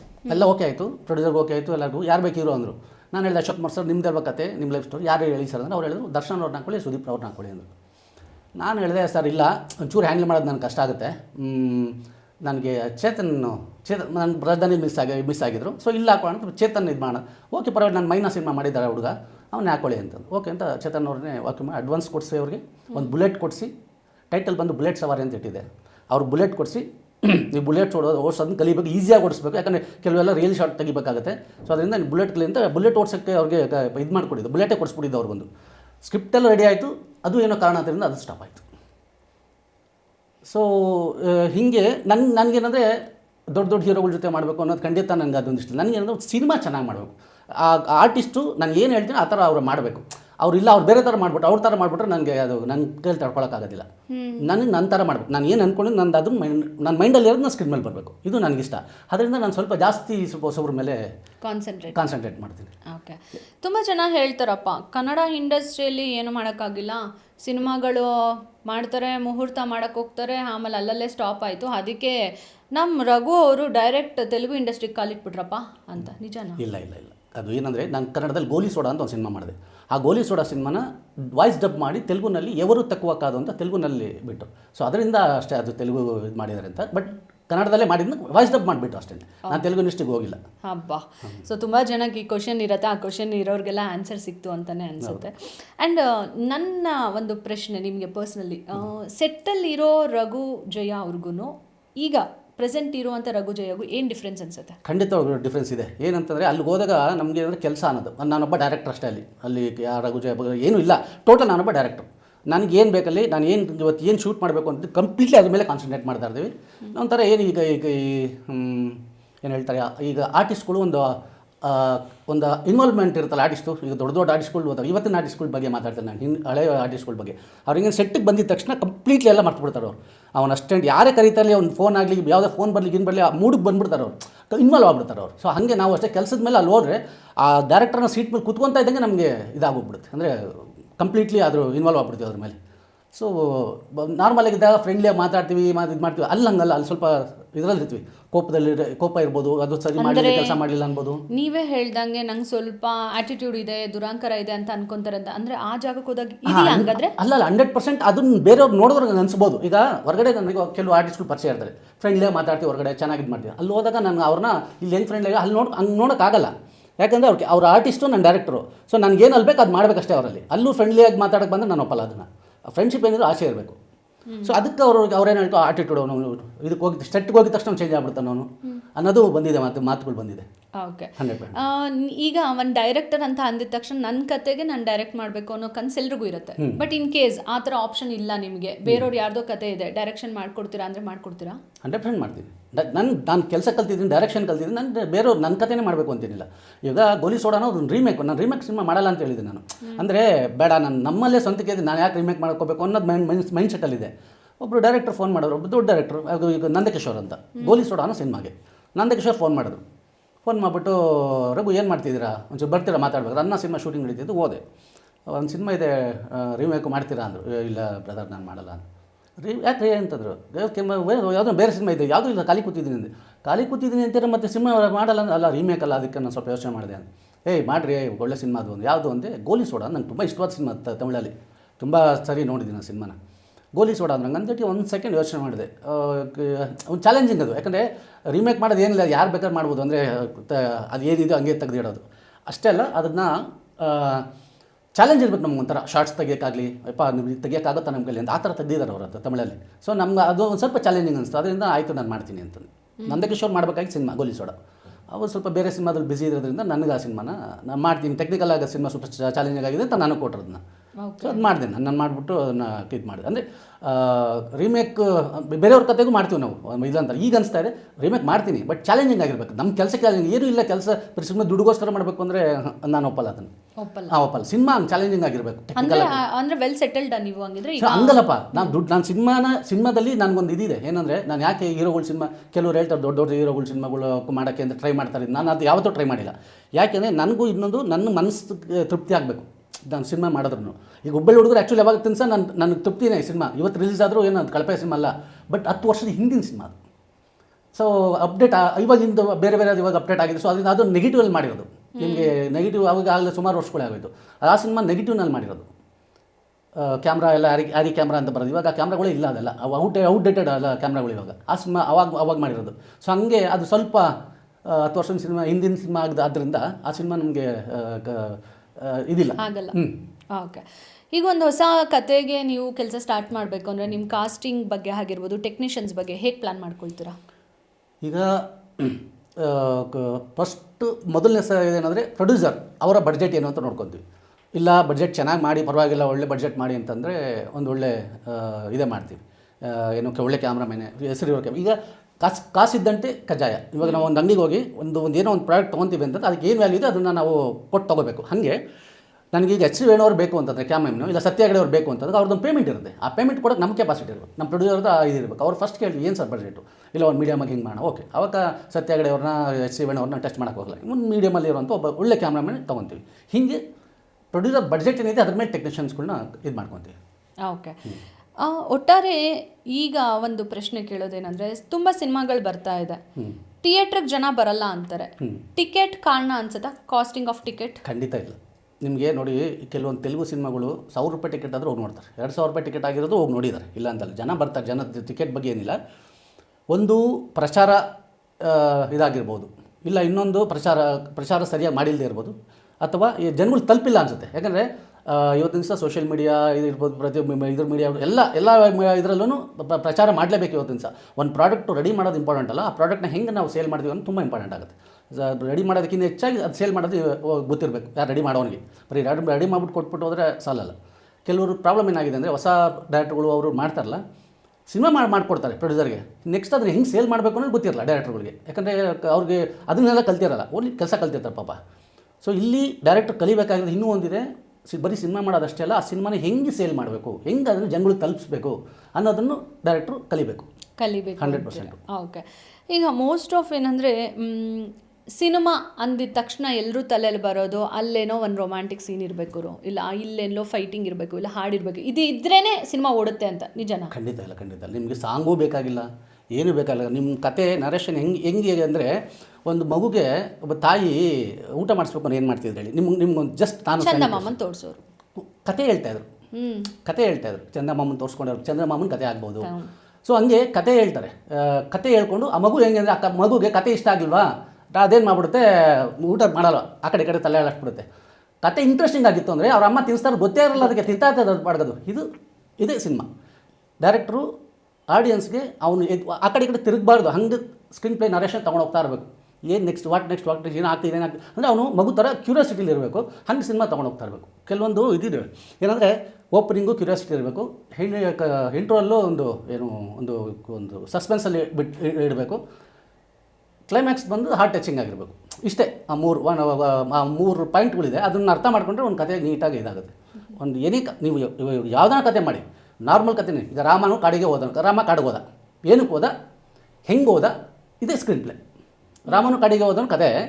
ರಾಮ ಕಾಡಿಗೆ ಯಾಕೆ ಹೋದ, ಹೆಂಗೆ ಹೋದ, ಏನಾಯ್ತು, ಕ್ಲೈಮ್ಯಾಕ್ಸ್ ಏನಾಯಿತು, ಇದು ಸ್ಕ್ರೀನ್ ಪ್ಲೇ. ಓಕೆ. ಇನ್ನು ಸಿನಿಮಾ ಇಂಡಸ್ಟ್ರಿಯಲ್ಲಿ ಬಂದು ಈ ಒಂದು ದೊಡ್ಡ ಪಾಠ ನಾನು ಕಲ್ತಿದ್ದೀನಿ ಜೀವನದಲ್ಲಿ ಅನ್ನೋದಾದರೆ ಆ ಪಾಠ ಯಾವುದು? ಅದೇ ರಿಪೀಟೆಡ್ ಏನಂದರೆ ಕೆಲಸದ ಜೊತೆಯಲ್ಲಿ ಹೆಂಗೆ ಇಲ್ಲಿ ಬದುಕಬೇಕು ಅನ್ನೋದನ್ನು ಕಲಿಬೇಕು. ಎಲ್ಲಾರ್ದ್ರೂ ಅವನು ಅದಕ್ಕಾಗೆ ಬೆಳ್ಳಗಿದೆ ಅಂತಂದರೆ ಹೌದೌದು ಬೆಳ್ಳಗಿದೆ ಅಂತಲೇ ಹೋಗಬೇಕು. ಅವ್ರ ಕಾಗೆ ಈ ಬ್ರೌನ್ ಕಲರ್ ಇದೆ ಅಂದರೆ ಹೌದೌದು ಬ್ರೌನ್ ಕಲರ್ ಇದೆ ಅಂದ್ಕೊಂಡು ಬೆಳಗಿಲ್ಲ ಕಪ್ಪಗಿದೆ ಅಂತ ನನ್ನ ಮತ್ತೆ ಕೆಳಗೆ ಹಾಕ್ತಾರೆ ತೊಗೊಂಡೋಗಿ. ಸೊ ಇನ್ನು ನೆಕ್ಸ್ಟ್ ಬರೋರಿಗೆಲ್ಲ ಬರೀ ಒಂದು ಏನು ಕೆಲಸ ಅವ್ನು ಕಲಿಬೇಡಿ, ಜೊತೆಯಲ್ಲಿ ಹೆಂಗೆ ಬದುಕಬೇಕು ಸಿನಿಮಾ ಇಂಡಸ್ಟ್ರಿಲಿ ಅನ್ನೋದನ್ನು ದಯವಿಟ್ಟು ಕಲ್ತ್ಕೊಂಬನ್ನಿ. ಓಕೆ. ಸೊ ಫೈನಲಿ ನಾನು ನಿಮ್ಮ ಹತ್ರ ಮಾತಾಡುವಾಗ ನಂಗೆ ಅನಿಸಿದ್ದೇನೆಂದರೆ ಇಷ್ಟೊಂದೆಲ್ಲ ಭಯಂಕರವಾಗಿದೆಯಾ ನಮ್ಮ ಇಂಡಸ್ಟ್ರಿ ಅಂತಲೂ ಒಂದು ಕಡೆ ಅನಿಸಿದೆ. ಯಾಕಂದರೆ ಮೋಸ್ಟ್ ಆಫ್ ಇಂಟರ್ವ್ಯೂಸ್ ಮಾಡ್ತಾ ಇರುವಾಗ ಹೊಸಬ್ರದ್ದು ಎಕ್ಸ್ಪೀರಿಯನ್ಸ್ಗಳು, ಹಳೆ ಎಕ್ಸ್ಪೀರಿಯನ್ಸ್ಗಳು, ಮೌಲ್ಡ್ಸ್ ನ್ಯೂ ಕಮರ್ಸ್ ಅಂತಲೇ ಹೇಳ್ಬೋದು. ನಾನು ನೆಕ್ಸ್ಟ್ ಕ್ವಶನ್ಗೆ ಹೋಗೋಕ್ಕೆ ಮುಂಚೆನೇ ನೀವು ಹೇಳಿದ್ರಿ ಹೊಸಬ್ರು ಬರುವಾಗ ಇದನ್ನೆಲ್ಲ ತಲೆಯಲ್ಲಿ ಇಟ್ಕೊಂಡು ಬನ್ನಿ, ಆಮೇಲೆ ಬಂದ್ರೇ ನಿಮಗೆ ಉತ್ತಮ ಅಂತ. ಶೂಟಿಂಗ್ ಸ್ಪಾಟಲ್ಲಿ ಯಾಕಾದರೂ ಈ ಇಂಡಸ್ಟ್ರಿಗೆ ಬಂದ್ಬಿಟ್ನಪ್ಪ ಅಂತ ಹತ್ತಿರೋದು ಇಲ್ಲ ಬೇಜಾರು ಮಾಡ್ಕೊಂಡಿರೋದು ಏನಾದರೂ ನಡೆದಿದೆಯಾ? ಇಲ್ಲ ಯಾವತ್ತೂ ಹಂಗಂದಿಲ್ಲ. ಬಟ್ ಒಂದೊಂದು ಸರಿ ಈಗ ಅಂದರೆ ಇಷ್ಟು ವರ್ಷ ಆಗಿ ಸುಮಾರು 25 ವರ್ಷ ಆಯಿತು ನಾನು ಇಂಡಸ್ಟ್ರಿಗೆ ಬಂದು. ಇಲ್ಲ ಇನ್ನೂ ಏನು ನಾನು ಮಾಡಿಲ್ವಲ್ಲ, ಇದೇ ಎಫರ್ಟ್ನ ನಾನು ಬೇರೆ ಯಾವುದಾದ್ರೂ ಕ್ಷೇತ್ರದಲ್ಲಿ ಏನಾದರೂ ಮಾಡಿದರೆ ಅಟ್ಲೀಸ್ಟ್ ಏನಾದರೂ ಒಂದು ಅಚೀವ್ಮೆಂಟ್, ನನಗೆ ಸ್ವಲ್ಪ ಹೋಟೆಲ್ ಗಿಟಲ್ದಾದ್ರೆ ಸ್ವಲ್ಪ ಇಂಟ್ರೆಸ್ಟು ಮಾಡಬೇಕು ಅಂತ ಇಷ್ಟ. ಬಟ್ ಏನಂದರೆ ಅದನ್ನು ಅಲ್ಲಿ ಇರಬೇಕು, ನಾನು ಸದಾ ಅಲ್ಲೇ ಇರಬೇಕಾಗತ್ತೆ. ಯಾವುದೇ ಒಂದು ಕ್ಷೇತ್ರ ನಾವು ಇರಬೇಕು, ನಾವು ಇನ್ನೊಬ್ರು ನಂಬಿ ನಾವು ಇದು ಮಾಡಬಾರ್ದು, ನಾವು ನಿಂತ್ಕೊಂಡು ಮಾಡಬೇಕು. ಅಲ್ಲಿ ಇದ್ಬಿಟ್ರೆ ಸಿನಿಮಾ ಹೊರಟಿತ್ತಲ್ಲ ಅಂತಂದ್ಬಿಟ್ಟು ಅದನ್ನು ಯಾವುದನ್ನು ನಾನು ಮಾಡೋದಲ್ಲೇ ನಾನು ವಾಪಸ್ ಸಿನಿಮಾದಲ್ಲೇ ಇದ್ದೀನಿ. ಸ್ಟಿಲ್ ಇವತ್ತು ಕಾನ್ಫಿಡೆನ್ಸಲ್ಲೇ ಇದ್ದೀನಿ, ನಾನು ಮಾಡ್ತೀನಿ. ನನಗೊಂದು 4-5 ಸಿನಿಮಾ ಕಾನ್ಸೆಪ್ಟ್ ಇದೆ ನನಗೆ ತುಂಬ ಇಷ್ಟವಾದಂಥದ್ದು. ಆ ಒಂದು 4-5 ಸಿನಿಮಾ ಮಾಡಿಬಿಟ್ರೆ ಸಾಕು ನನ್ನ ಇಂಡಸ್ಟ್ರಿಗೆ. ಮತ್ತು ನಾನು ಇಲ್ಲದೇವ್ರ ಸಿನಿಮಾ ಇಲ್ಲದೇವ್ರೂ ಪರವಾಗಿಲ್ಲ, ಅದು ನನ್ನ ಡ್ರೀಮ್ ಪ್ರಾಜೆಕ್ಟ್ಗಳು 4-5 ಇದೆ. ಆ ಪ್ರಾಜೆಕ್ಟ್ಗಳು ಮಾಡಿದ್ರೆ ನನಗೆ ಒಂದು ತೃಪ್ತಿ ಅಷ್ಟೇ. ಅದು ಅದು ಒಳೊಬ್ಬರಾಗ್ಬೋದು ಹೊಸಬ್ರಾಗ್ಬೋದು ಅದೇನಿಲ್ಲ. ಬಟ್ ಆ ಕಾನ್ಸೆಪ್ಟು 4-5 ಕಾನ್ಸೆಪ್ಟ್ ಇದೆ, ಅಷ್ಟನ್ನು ಮಾಡಿಬಿಟ್ರೆ ನನಗೆ ಆಮೇಲೆ ಇಂಡಸ್ಟ್ರಿಲಿ ಇದ್ರೂ ಓಕೆ ಇಲ್ಲದೇ ಓಕೆ ನನಗೆ ಅಂತ ಅದು ಮಾಡೋಕ್ಕೋಸ್ಕರ ಸ್ಟಿಲ್ ಇನ್ನೂ ನಾನು ಸೈಕಲ್ ಹೊಡಿತಾನೆ ಇದ್ದೀನಿ ಇಂಡಸ್ಟ್ರಿನಲ್ಲಿ. ಓಕೆ. ಈಗ ನೀವು ಹೇಳಿದ್ರಿ ಅಂದರೆ ಈ ಇಂಡಸ್ಟ್ರೀಲಿ ಬಂದ ಮೇಲೆ ಇಲ್ಲ ಈ ವಿಚಾರದಿಂದ ನಾನೇನೋ ರಿಗ್ರೆಟ್ ಇದೆ ಅನ್ನೋವಂಥದ್ದು ಏನಾದರೂ ಇದೆಯಾ? ಅಂದರೆ ಇದು ಮಾಡ್ಬೋದಿತ್ತಾ ಇಲ್ಲ ಇದು ಮಾಡಬಾರ್ದಿತ್ತೇನೋ ಅನ್ನೋ ಥರ ಯಾವುದಾದ್ರೂ ಒಂದು ರಿಗ್ರೆಟ್ ಅಂತ ಇದೆಯಾ? ನನಗೆ ಈ ರಾಜಧಾನಿ ಸಿನಿಮಾ ಆದಾಗ ನನ್ನ ಪ್ರಾಬ್ಲಮ್ ಆದಾಗ ನನ್ನ ಹೆಸರು ಬಂದಿಲ್ಲ. ಆ ಟೈಮಲ್ಲಿ ನಾನು ಏನು ಮಾಡಿದೆ, ಪೋಸ್ಟ್ ಇನ್ಸ್ಟಾಲ್ ಬಿಟ್ಟರು, ನನ್ನ ಹೆಸರು ಬಂದಿಲ್ಲ ಅಂತ ನಾನು ಏನು ಮಾಡಿದೆ, ನಮ್ಮ ಮೀಡಿಯಾದವ್ರೆಲ್ಲ ಫೋನ್ ಮಾಡಿದೆ ನನಗೆ, ಕೆಲವು ಸ್ನೇಹಿತರು ಮೀಡಿಯಾದವರು. ನಾನು ಬಂದು ಕೆಲಸ ಮಾಡಿ ಬನ್ನಿ, ನೀವು ಬನ್ನಿ ಇಲ್ಲಿ ಕುತ್ಕೊಳ್ಳಿ, ಇಲ್ಲಿಗೆ ನ್ಯಾಯ ಕೇಳೋಣ, ಇಲ್ಲಿಂದನೇ ನಾವು ಇದು ಮಾಡೋಣ ಬನ್ನಿ ಅಂದರು. ಅವಾಗ ನನಗೆ ಕೆಲವರು ಹೇಳಿದ್ರು ಇಲ್ಲ ಬೇಡ ಹೋಗ್ಬೇಡ, ಯಾಕಂದ್ರೆ ಹೋದ್ರೆ ಮೊದಲನೇ ಸಿನಿಮಾದಲ್ಲೇ ಒಂದು ಕಾಂಟ್ರವರ್ಸಿ ಮಾಡ್ಕೊಂಡಿದ್ದಾನೆ, ಮೊದಲನೇ ಸಿನಿಮಾದಲ್ಲೇ ಪ್ರೊಡ್ಯೂಸರ್ ಬಗ್ಗೆ ಕಂಪ್ಲೇಂಟ್ ಮಾಡ್ತಾ ಇದ್ದಾನೆ ಅಂದ್ಬಿಟ್ಟು ನಿಮಗೆ ನೆಕ್ಸ್ಟ್ ಯಾವ ಪ್ರೊಡ್ಯೂಸರ್ಸು ಬರಲ್ಲ ಅಂತಂದ್ರು. ಸೊ ನಾನೇನು ಮಾಡಿದೆ, ಹೌದಲ್ವಾ ಬೇಡ ಅಂತಂದ್ಬಿಟ್ಟು ನಾನು ಹೋಗ್ಲಿಲ್ಲ. ಆದರೆ ನಾನು ಮಾಡಿದ ತಪ್ಪು ಏನಂದ್ರೆ ಹೋಗ್ಬೇಕಾಗಿತ್ತು, ನಾನು ಹೋಗಿ ಕೂತ್ಕೊಂಡು ಮಾತಾಡ್ಬೇಕಿತ್ತು, ಏನು ಸತ್ಯ ಏನು ನಿಜ ಅನ್ನೋದನ್ನ ನಾನು ಮಾಡಬೇಕಿತ್ತು. ಅದು ಮಾಡಲಿಲ್ಲ ನಾನು, ಅದೇ ನನ್ನ ಪ್ರಾಬ್ಲಮ್. ಸುಮಾರು ಮೀಡಿಯಾದಲ್ಲಿ ಬರುವಂಥ ಇಂಟರ್ವ್ಯೂಸ್ಗಳಾಗಿರ್ಬೋದು, ಸೋಷಿಯಲ್ ಮೀಡಿಯಾದಲ್ಲೆಲ್ಲ ನಾವು ನೋಡ್ತಾ ಇದ್ವಿ, ಕನ್ನಡ ಇಂಡಸ್ಟ್ರಿಯಲ್ಲಿ ಸಿನಿಮಾ ಬರುವಂತಹ ಡೈರೆಕ್ಟ್ರ್ಗಳ ಮೇಲೆ ಇದು ಕಂಪ್ಲೇಂಟಾ ಇಲ್ಲ ಸಿನಿಮಾ ಮೇಲೆ ಕಂಪ್ಲೇಂಟಾ ನಂಗೆ ಗೊತ್ತಿಲ್ಲ. ಪ್ರೊಡ್ಯೂಸರ್ಸ್ಗಳು ಹೇಳೋದೇನೆಂದರೆ ಕನ್ನಡ ಸಿನಿಮಾಗಳಿಗೆ ಇನ್ವೆಸ್ಟ್ ಮಾಡಬೇಡಿ, ಕಾಸು ಎತ್ತಕ್ಕಾಗಲ್ಲ. ನಿಜನಾ? ಸುಳ್ಳು ಇದು, ನಾನು ಒಪ್ಪಲ್ಲ ಇದ್ರ ಬಗ್ಗೆ. ಯಾಕೆ ಅಂತಂದರೆ ಒಂದು ಒಳ್ಳೆ ಸಿನಿಮಾ ಕೊಟ್ಟರೆ ಖಂಡಿತವಾಗ್ಲೂ ಜನ ಥಿಯೇಟ್ರಿಗೆ ಬಂದೇ ಬರ್ತಾರೆ, 100% ಬರ್ತಾರೆ. ಜನಗಳಿಗೆ ಹೆಂಗೆ ಬೇಕೋ ಆ ಥರ ಸಿನಿಮಾ ಮಾಡಬೇಕು, ಇವ್ರಿಗೆ ಇಷ್ಟ ಬಂದಂಗೆ ಸಿನಿಮಾ ಮಾಡ್ಕೊಡೋದಲ್ಲ. ಕೆಲವು ನಿರ್ಮಾಪಕರು ಏನಂದರೆ ಅವರು ಮೊದಲನೇದಾಗಿ ಸಿನಿಮಾನ ತಿಳ್ಕೊಂಡು ಸಿನಿಮಾಗೆ ಬರಬೇಕು. ಸುಮ್ಮನೆ ಸಿನಿಮಾ ಮೇಲೆ ಸಿನಿಮಾದವ್ರ ಮೇಲೆಲ್ಲ ಆ ಥರ ಹೇಳೋದು ತಪ್ಪಾಗುತ್ತೆ. ಏನಂದರೆ ಇವಾಗ ಮೊದಲು ಏನಂದರೆ ಕತೆಗೆ ತುಂಬ ಪ್ರಾಮುಖ್ಯತೆ ಕೊಡಬೇಕು, ಕತೆ ಕೇಳಬೇಕು, ಚೆನ್ನಾಗಿದೆಯಾ ಅದನ್ನು ಕೂತ್ಕೊಂಡು ಸ್ಕ್ರಿಪ್ಟ್ ಚೆನ್ನಾಗಿ ಮಾಡಿ ಅಂತಂದ್ಬಿಟ್ಟು ಅದಕ್ಕೆ ಇನ್ವೆಸ್ಟ್ ಮಾಡಬೇಕು. ಇವತ್ತಿನ ಸಹ ಸ್ಕ್ರಿಪ್ಟ್ಗೆ ಯಾವ ಪ್ರೊಡ್ಯೂಸರ್ಸ್ಗಳು ಇನ್ವೆಸ್ಟ್ ಮಾಡ್ತಾ ಇಲ್ಲ. ಅವ್ರೇನಂದರೆ ರೆಡಿನಾ ಸ್ಕ್ರಿಪ್ಟು ಶೂಟಿಂಗ್ ಹೋಗ್ಬಿಡೋಣ ಡೈರೆಕ್ಟಾಗಿ, ಬಟ್ ಶೂಟಿಂಗ್ ಹೋಗಿ ಅವ್ರು ಖರ್ಚಾಗಬಾರ್ದು. ತುಂಬ ಇಂಪಾರ್ಟೆಂಟ್ ಏನಂದರೆ ಕತೆಗೆ ಅವ್ರು ಶೂಟಿಂಗ್ ಬೇಕಾದ್ರೆ ಒಂದು 4-5 ಲಕ್ಷ ಕಮ್ಮಿ ಮಾಡಲಿ, ಒಂದು 10 ಲಕ್ಷ ಕಮ್ಮಿ ಆಗಲಿ ಶೂಟಿಂಗ್ಗೆ, ಸ್ಕ್ರಿಪ್ಟಿಗೆ ದುಡ್ಡು ಹಾಕಿ ಒಂದು 10 ಜನ ಕೂರಿಸಿ, ಸ್ಕ್ರಿಪ್ಟ್ ರೈಟರ್ಸ್ನ ಕೂರಿಸಿ. ಸ್ಕ್ರಿಪ್ಟ್ ರೈಟರ್ಗಳು ಅಂತ ಇರ್ತಾರೆ, ಡೈರೆಕ್ಟರ್ ನಾನು ಮಾಡ್ಕೊಂಡು ಬಂದು ನಾನೇ ಮಾಡ್ಬಿಡ್ತೀನಿ ಎಲ್ಲ ಅಂತ ಹೇಳಿ ಬೇಡ, ಸ್ಕ್ರಿಪ್ಟ್ ರೈಟರ್ನ ಕೂರಿಸಿಸ್ಬಿಟ್ಟು ಅವ್ರಿಗೊಂದು ಸ್ವಲ್ಪ ಪೇಮೆಂಟ್ ಮಾಡಿ, ಅವ್ರಿಗೆ ಸ್ವಲ್ಪ ದುಡ್ಡು ಕೊಡಿ, ಕೂತ್ಕೊಂಡು ಕತೆ ಮಾಡ್ತಾರೆ, ಸ್ಕ್ರಿಪ್ಟ್ ಮಾಡ್ತಾರೆ, ಸಿನಿಮಾಗೆ ಹೆಂಗೆ ಬೇಕು ಹಂಗೆ ಮಾಡ್ತಾರೆ. ಒಬ್ಬ ನಿರ್ದೇಶಕ ಅವ್ನು ಹಿನ್ನೆಲೆ ಗೊತ್ತಿರಲ್ಲ, ಅವ್ನು ಏನು ಅಂತ ಗೊತ್ತಾರೆ, ಬಂದು ಏನೋ ಒಂದು ಕತೆ ಹೇಳ್ಬಿಟ್ಟು ಇವ್ರು ಒಪ್ಕೊಂಬಿಟ್ರೆ ಅದನ್ನು. ಅವ್ನು ಯಾರು, ಅವ್ನು ಚೆನ್ನಾಗಿ ಮಾಡ್ತಾನೆ, ಅವ್ನ ಕತೆ ಕೆಲಸ ಗೊತ್ತಿದೆಯಾ ಏನು ಎತ್ತಲ್ಲ ಸ್ವಲ್ಪ ತಿಳ್ಕೊಂಡು ಮಾಡಬೇಕು. ಈಗ ತುಂಬ ಜನ ಯಾರೋ ಹೊಸಬ್ರು ಬಂದು ಕತೆ ಹೇಳ್ತಾರೆ, ಹೋಗಿ ಸಿನಿಮಾ ಮಾಡ್ತಾರೆ ಇವ್ರು ಪ್ರೊಡ್ಯೂಸರ್ಸ್ಗಳು, ದುಡ್ಡು ಲಾಸ್ ಮಾಡ್ಕೊಂಡು ಲಾಸ್ಟಲ್ಲಿ ಹೇಳ್ತಾರೆ ಕನ್ನಡ ಸಿನಿಮಾಗೆ ದುಡ್ಡು ಹಾಕ್ಬಿಡಿ, ಕನ್ನಡ ಸಿನಿಮಾದಲ್ಲಿ ದುಡ್ಡು ಬರಲ್ಲ ಅಂತಾರೆ. 100% ಒಳ್ಳೆ ದುಡ್ಡಿದೆ ಕನ್ನಡ ಸಿನಿಮಾ ಥರ ಮಾಡಿ, ಕರೆಕ್ಟಾಗಿ ಮಾಡಿ ಸಿನಿಮಾನ. ಸ್ಕ್ರಿಪ್ಟಿಗೆ ಫಸ್ಟು ಪ್ರಾಮುಖ್ಯತೆ ಕೊಡಿ, ಸ್ಕ್ರಿಪ್ಟ್ ರೈಟರ್ಸ್ಗಳು ಕೆಲಸ ಕೊಡಿ, ಅವ್ರಿಗೆ ಪೇಮೆಂಟ್ ಕೊಡಿ, ಖಂಡಿತವಾಗ್ಲೂ ಸಿನಿಮಾ ಗೆಲ್ಲುತ್ತೆ. ಅದನ್ನು ಡೈರೆಕ್ಟ್ರು ಮೇಕಿಂಗ್ ಮಾಡ್ತಾನ, ಆ ಸ್ಕ್ರಿಪ್ಟ್ ಏನಿದೆ ಅದನ್ನು ಮಾಡ್ತಾನ ಅನ್ನೋದಕ್ಕೆ ಅವ್ನು ಅಟ್ಲೀಸ್ಟ್ ಒಂದು ಕ್ಯಾಮ್ರಾ ಕೊಟ್ಟು ಒಂದು ದಿವಸ ಒಂದು ಸಣ್ಣದಾಗ ಒಂದು ಕ್ಯಾಮ್ರಾ ಕೊಟ್ಟು ಒನ್ ಡೇ ಶೂಟ್ ಮಾಡ್ಸೋಕೆ ಹೇಳಿ ಒಂದು ಸೀನ್ನ, ಅವ್ರಿಗೆ ಗೊತ್ತಾಗುತ್ತೆ ಅವಾಗ. ಅಂದರೆ ಅವಾಗ ಅವ್ನು ಮಾಡ್ತಾನೆ, ಅವ್ನು ಕಾನ್ಫಿಡೆನ್ಸ್ ಇರುತ್ತೆ. ನೋಡಪ್ಪ ಅದು ಮಾಡು, ಒಂದು 2-3 ಸೀನ್ ಮಾಡು, ಅದನ್ನು ಎಡಿಟ್ ಮಾಡಿ ಒಂದು ಸ್ವಲ್ಪ ಅದಕ್ಕೆ ಡಮ್ಮಿ ಮ್ಯೂಸಿಕ್ ಹಾಕ್ಬಿಟ್ಟು ತೋರಿಸಿ ನನಗೆ ಫೀಲ್ ಮಾಡಿಸು, ನಾನು ಮಾಡ್ತೀನಿ ಅಂತ. ಹೊಸಬ್ರಿಗಾದ್ರೆ ಹಿಂಗೆ ಮಾಡಿ ದಯವಿಟ್ಟು. ಇಲ್ಲ ಕೆಲಸ ಗೊತ್ತಿರೋರಿಗಾದ್ರೆ ಸ್ಕ್ರಿಪ್ಟ್ ಜಾಸ್ತಿ ಪ್ರಾಮುಖ್ಯತೆ ಕೊಡಿ. ನಾನು ಹೇಳೋದು ಸ್ಕ್ರಿಪ್ಟ್ಗೆ ಯಾರೂ ಪ್ರಾಮುಖ್ಯತೆ ಕೊಡ್ತಾ ಇಲ್ಲ. ಅವ್ನು ಬಂದು ಹೇಳಿದ್ರೆ ರೆಡಿನಾ, ಓಕೆ ಹೋಗ್ಬಿಡ, ನೋಡಪ್ಪ ಸ್ಕ್ರಿಪ್ಟ್ ನೀನೇ ಮಾಡ್ಕೊಂಬರ್ಬೇಕು, ನಾನು ರೂಮ್ ಹಾಕೊಡಲ್ಲ, ನಾನು ಇದು ದುಡ್ಡಿಗೆ ಇಟ್ಕೊಡಲ್ಲ ಸ್ಕ್ರಿಪ್ಟಿಗೆ ಅಂತಾರೆ. ಅದೇ ಹೀರೋಗಳಿಗಾದ್ರೆ ಪೇಮೆಂಟ್ ಕೊಡ್ತಾರೆ, ಆರ್ಟಿಸ್ಟ್ಗಳಿಗಾದ್ರೆ ಪೇಮೆಂಟ್ ಕೊಡ್ತಾರೆ. ಏನಾದರೂ ಸಿನಿಮಾದಲ್ಲಿ ಬ್ಲಾಸ್ಟ್ ಮಾಡಬೇಕು ಅದಕ್ಕೆ ಖರ್ಚು ಮಾಡ್ತಾರೆ, ಅದೆಲ್ಲ ಮಾಡ್ತಾರೆ. ಅದೆಲ್ಲ ಅಲ್ಲ, ನೀನೊಂದು ಬಸ್ ಬ್ಲಾಸ್ಟ್ ಮಾಡಿದೆ, ನೀನು ಕಾರ್ ಬ್ಲಾಸ್ಟ್ ಮಾಡಿದೆ, ಇದೆಲ್ಲ ಮಾಡಿದ್ರೆ ದೇವರೊಳಗೆ ಜನ ಥಿಯೇಟ್ರ್ ಬರಲ್ಲ. ಕತೆ ನರೇಷನ್ ನೀನು ಕೂತ್ಕೊಂಡು ನಾನು ಅವಾಗಲೇ ಹೇಳ್ದಂಗೆ ಮಕ್ಕಳಿಗೆ ಡಿಸ್ಟರ್ಬ್ ಆಗ್ದಂಗೆ ಊಟ ಮಾಡಿಸ್ತಲ್ಲ, ಹಂಗೆ ಕತೆ ಹೇಳ್ಕೊಂಡು ನೀವು ಜನಕ್ಕೆ ಹೇಳಬೇಕು. ಜನ ಸೀಟಿನ ತುದಿಲಿ ಕೂತ್ಕೊಂಡು ಸಿನಿಮಾ ನೋಡಬೇಕು. ಆ ಥರ ಒಂದು ಸ್ಕ್ರಿಪ್ಟ್ ಮಾಡಬೇಕು, ನರೇಷನ್ ಮಾಡ್ಕೊಂಡು ಸ್ಕ್ರಿಪ್ಟ್ ಮಾಡಬೇಕು. ಸ್ಕ್ರಿಪ್ಟ್ ಮೇಲೆ ದಯವಿಟ್ಟು ಇನ್ವೆಸ್ಟ್ ಮಾಡಿ. ನಾನು ಪ್ರೊಡ್ಯೂಸರ್ಸ್ಗಳಿಗೆ ಹೇಳೋದು ಅಷ್ಟೇನೆ, ಸ್ಕ್ರಿಪ್ಟಿಗೆ ದುಡ್ಡು ಹಾಕಿ ಫಸ್ಟ್, ಆಮೇಲೆ ಸ್ಕ್ರೀನ್ ಮೇಲೆ ದುಡ್ಡು ಹಾಕಿ. ಅದು ಸ್ಕ್ರೀನ್ ಮೇಲೆ ಕಮ್ಮಿ ಹಾಕಿ ಪರವಾಗಿಲ್ಲ, ಮೇಕಿಂಗಿಗೆ ಸ್ಕ್ರಿಪ್ಟಿಗೆ ದುಡ್ಡು ಹಾಕಿ, ಸ್ಕ್ರಿಪ್ಟ್ ಮಾಡಿ ಫಸ್ಟ್. ಹಂಗೆ ಮಾಡಿದ್ರೆ 100% ರಿಟರ್ನ್ ದುಡ್ಡು ಬಂದೇ ಬರುತ್ತೆ.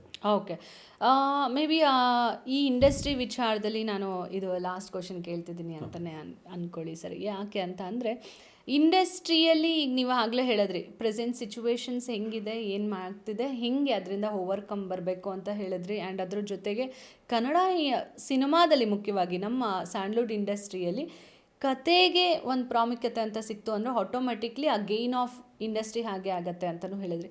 ಅಟ್ ಲಾಸ್ಟ್ ನನಗೆ ಒಂದು ಅನಿಸೋದು, ನಿಮಗೆ ಪ್ರಶ್ನೆ ಕೇಳ್ತಿರೋದು, ಎಲ್ಲ ಸಿನಿಮಾಗಳು ಸ್ಟಾರ್ಟ್ ಆಗೋಕ್ಕೆ ಮುಂಚೆನೇ ಆಗ್ತಿಲ್ಲ, ಮುಚ್ಚೋಯ್ತು, ಇಲ್ಲ ಸಿನಿಮಾ ಆಗಿದೆ ರಿಲೀಸ್ ಆಗ್ತಿಲ್ಲ, ಇಷ್ಟೆಲ್ಲ ಜಂಜಾಟದಲ್ಲಿ ಹೊಸ ಸಿನಿಮಾ ಏನಾದರೂ ಮಾಡೋಕ್ಕೆ ಪ್ರಯತ್ನ ಪಟ್ಟಿದ್ದೀರಾ ಇಲ್ವಾ? ಹೆಂಗೆ? ನಾವು ಪ್ರತಿದಿನ ಬೆಳಗ್ಗೆ ಎದ್ದರೆ ನಮಗೇನಾದರೂ ಒಂದು ಸಿನಿಮಾ ಶುರು ಮಾಡಬೇಕು, ಸಿನಿಮಾ ಮಾಡಬೇಕು, ಅಪ್ಲೋಡ್ ಇರೋದ್ರ ಹೋಗಿ ಇಪ್ಲೋಡ್, ಅದು ಬಿಟ್ಟರೆ ಬೇರೆ ಇನ್ನೇನು ಇಲ್ಲ. ಸ್ಟಿಲ್ ಇವತ್ತೂ ಆ್ಯಕ್ಚುಲಿ ಮುಗಿಸ್ಕೊಂಡು ನಾನು ಒಂದು ಕಡೆ ಹೋಗಬೇಕು, ನಾವು ಒಬ್ಬರು ಮೀಟ್ ಹೋಗಬೇಕು.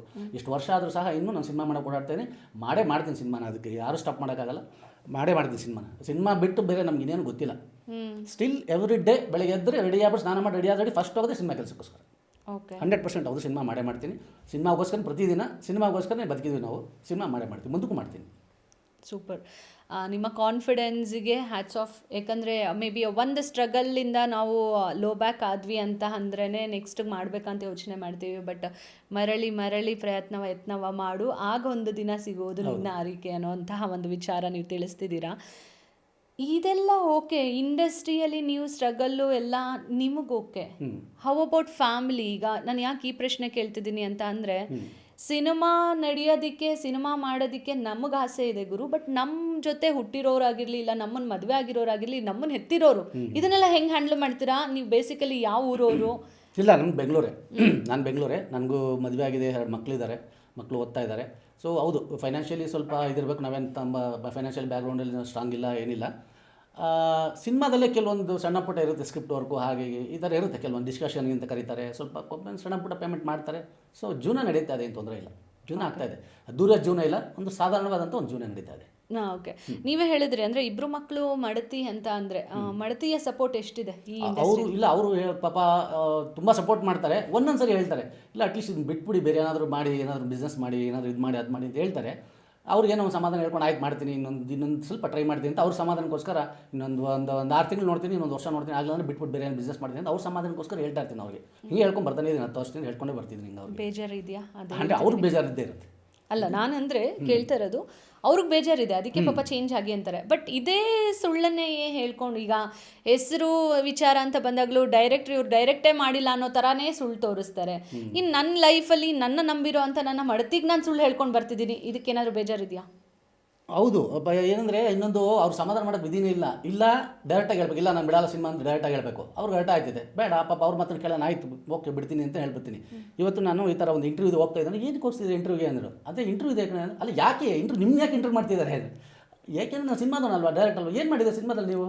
ಯಾವ ಸಿನಿಮಾ ಬಂದಿದೆ ನಿಮ್ಮದು, ನಿಮ್ಮ ಕತೆ ಯಾವುದು ಬಂದಿದೆ ಅಂತ. ಅಂದರೆ ಅವ್ರು ಕೇಳ್ತಾ ಇದ್ದಾರೆ ಅಂದರೆ ನೀವೇನು ದಬಾಕಿದ್ದೀರಾ, ಅವ್ರು ಹೇಳಿದ್ದೀರಿ ಅಂದರೆ ಏನು ದಬಾಕಿದ್ದೀರಾ ಅಂತ ನೀವು ಇಂಟರ್ವ್ಯೂಗೆ ಹೋಗ್ತಿದ್ದೀರಾ ಅಂತ ಇವತ್ತು ಬೆಳಗ್ಗೆ ಕೇಳಿದ್ದು. ಹೊರಡ್ತಾ ಇದ್ದೀನಿ ಹಿಂಗೆ ಹೋಗಬೇಕು ಅಂತಂದಿದ್ದಕ್ಕೆ ಏನಕ್ಕೆ ಏನು ದಬಾಕಿದ್ದೀರಿ ಅಂದರೆ ಡೈರೆಕ್ಟಾಗಿ ಕೇಳಿಲ್ಲ, ಯಾಕೆ ಏನಕ್ಕೆ ಹೋಗ್ತಿದ್ದೀರಾ ಇಂಟರ್ವ್ಯೂಗೆ, ನಿಮ್ಮನ್ನ ಯಾಕೆ ಇಂಟರ್ವ್ಯೂ ಮಾಡ್ತಾರೆ ಅವರು?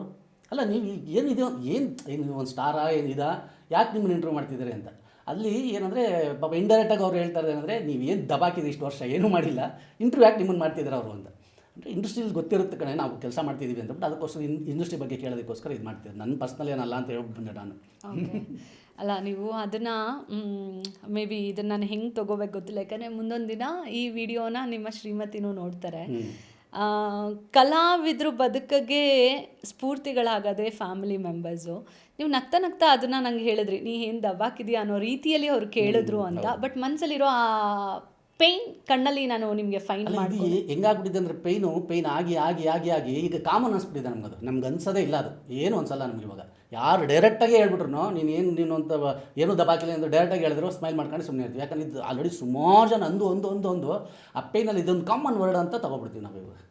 ಓಕೆ, ಈ ಥರದ್ದು ಒಂಥರ ಭಾವುಕವಾಗಿರುವಂಥ ವಿಚಾರಗಳು ಬಂದಾಗ ಎಲ್ಲರೂ ಸೈಲೆಂಟ್ ಆಗ್ತಾರೆ ಅನ್ಸುತ್ತೆ ಸರ್. ಅದೇ ಸೈಲೆಂಟ್ ಮೂಮೆಂಟ್ ನನ್ನ ತಲೆಯಲ್ಲೂ ಇದೆ. ಯಾಕಂದರೆ ತುಂಬ ರೇರ್ ಯಾರನ್ನಾದರೂ ಒಬ್ರನ್ನ, ಅದರಲ್ಲೂ ಎಕ್ಸ್ಪೆಷಲಿ ನಿರೂಪಕರನ್ನ ಪ್ರೆಸೆನ್ಸ್ ಆಫ್ ಮೈಂಡ್ ಓಡ್ತಾ ಇರೋದನ್ನ ಸ್ವಲ್ಪ ಸ್ಟಾಪ್ ಮಾಡೋದು ಅನ್ನೋದು.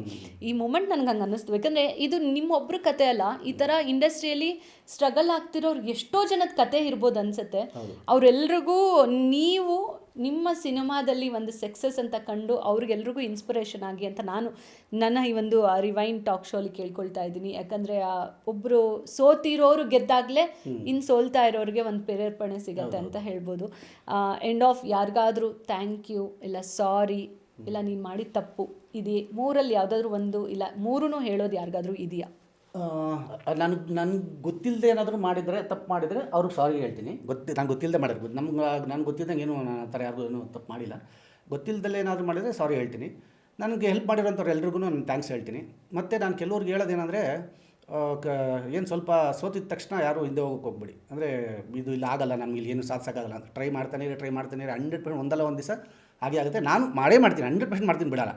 ನಾನು ಇವತ್ತಲ್ಲ ನಾಳೆ ನನ್ನ ಹೆಸರನ್ನ ಚೇಂಜ್ ಮಾಡ್ಕೊತಾ ಇದ್ದೀನಿ ಇಲ್ಲಿ. ಏನಂದರೆ ನಂದು ಆ್ಯಕ್ಚುಲಿ ಹುಟ್ಟು ಹೆಸರು ಬಂದು ನಂದು ಬೈರನ್ಮೇಗೌಡ ಅಂತ ನನ್ನ ಹೆಸರು. ಓಕೆ.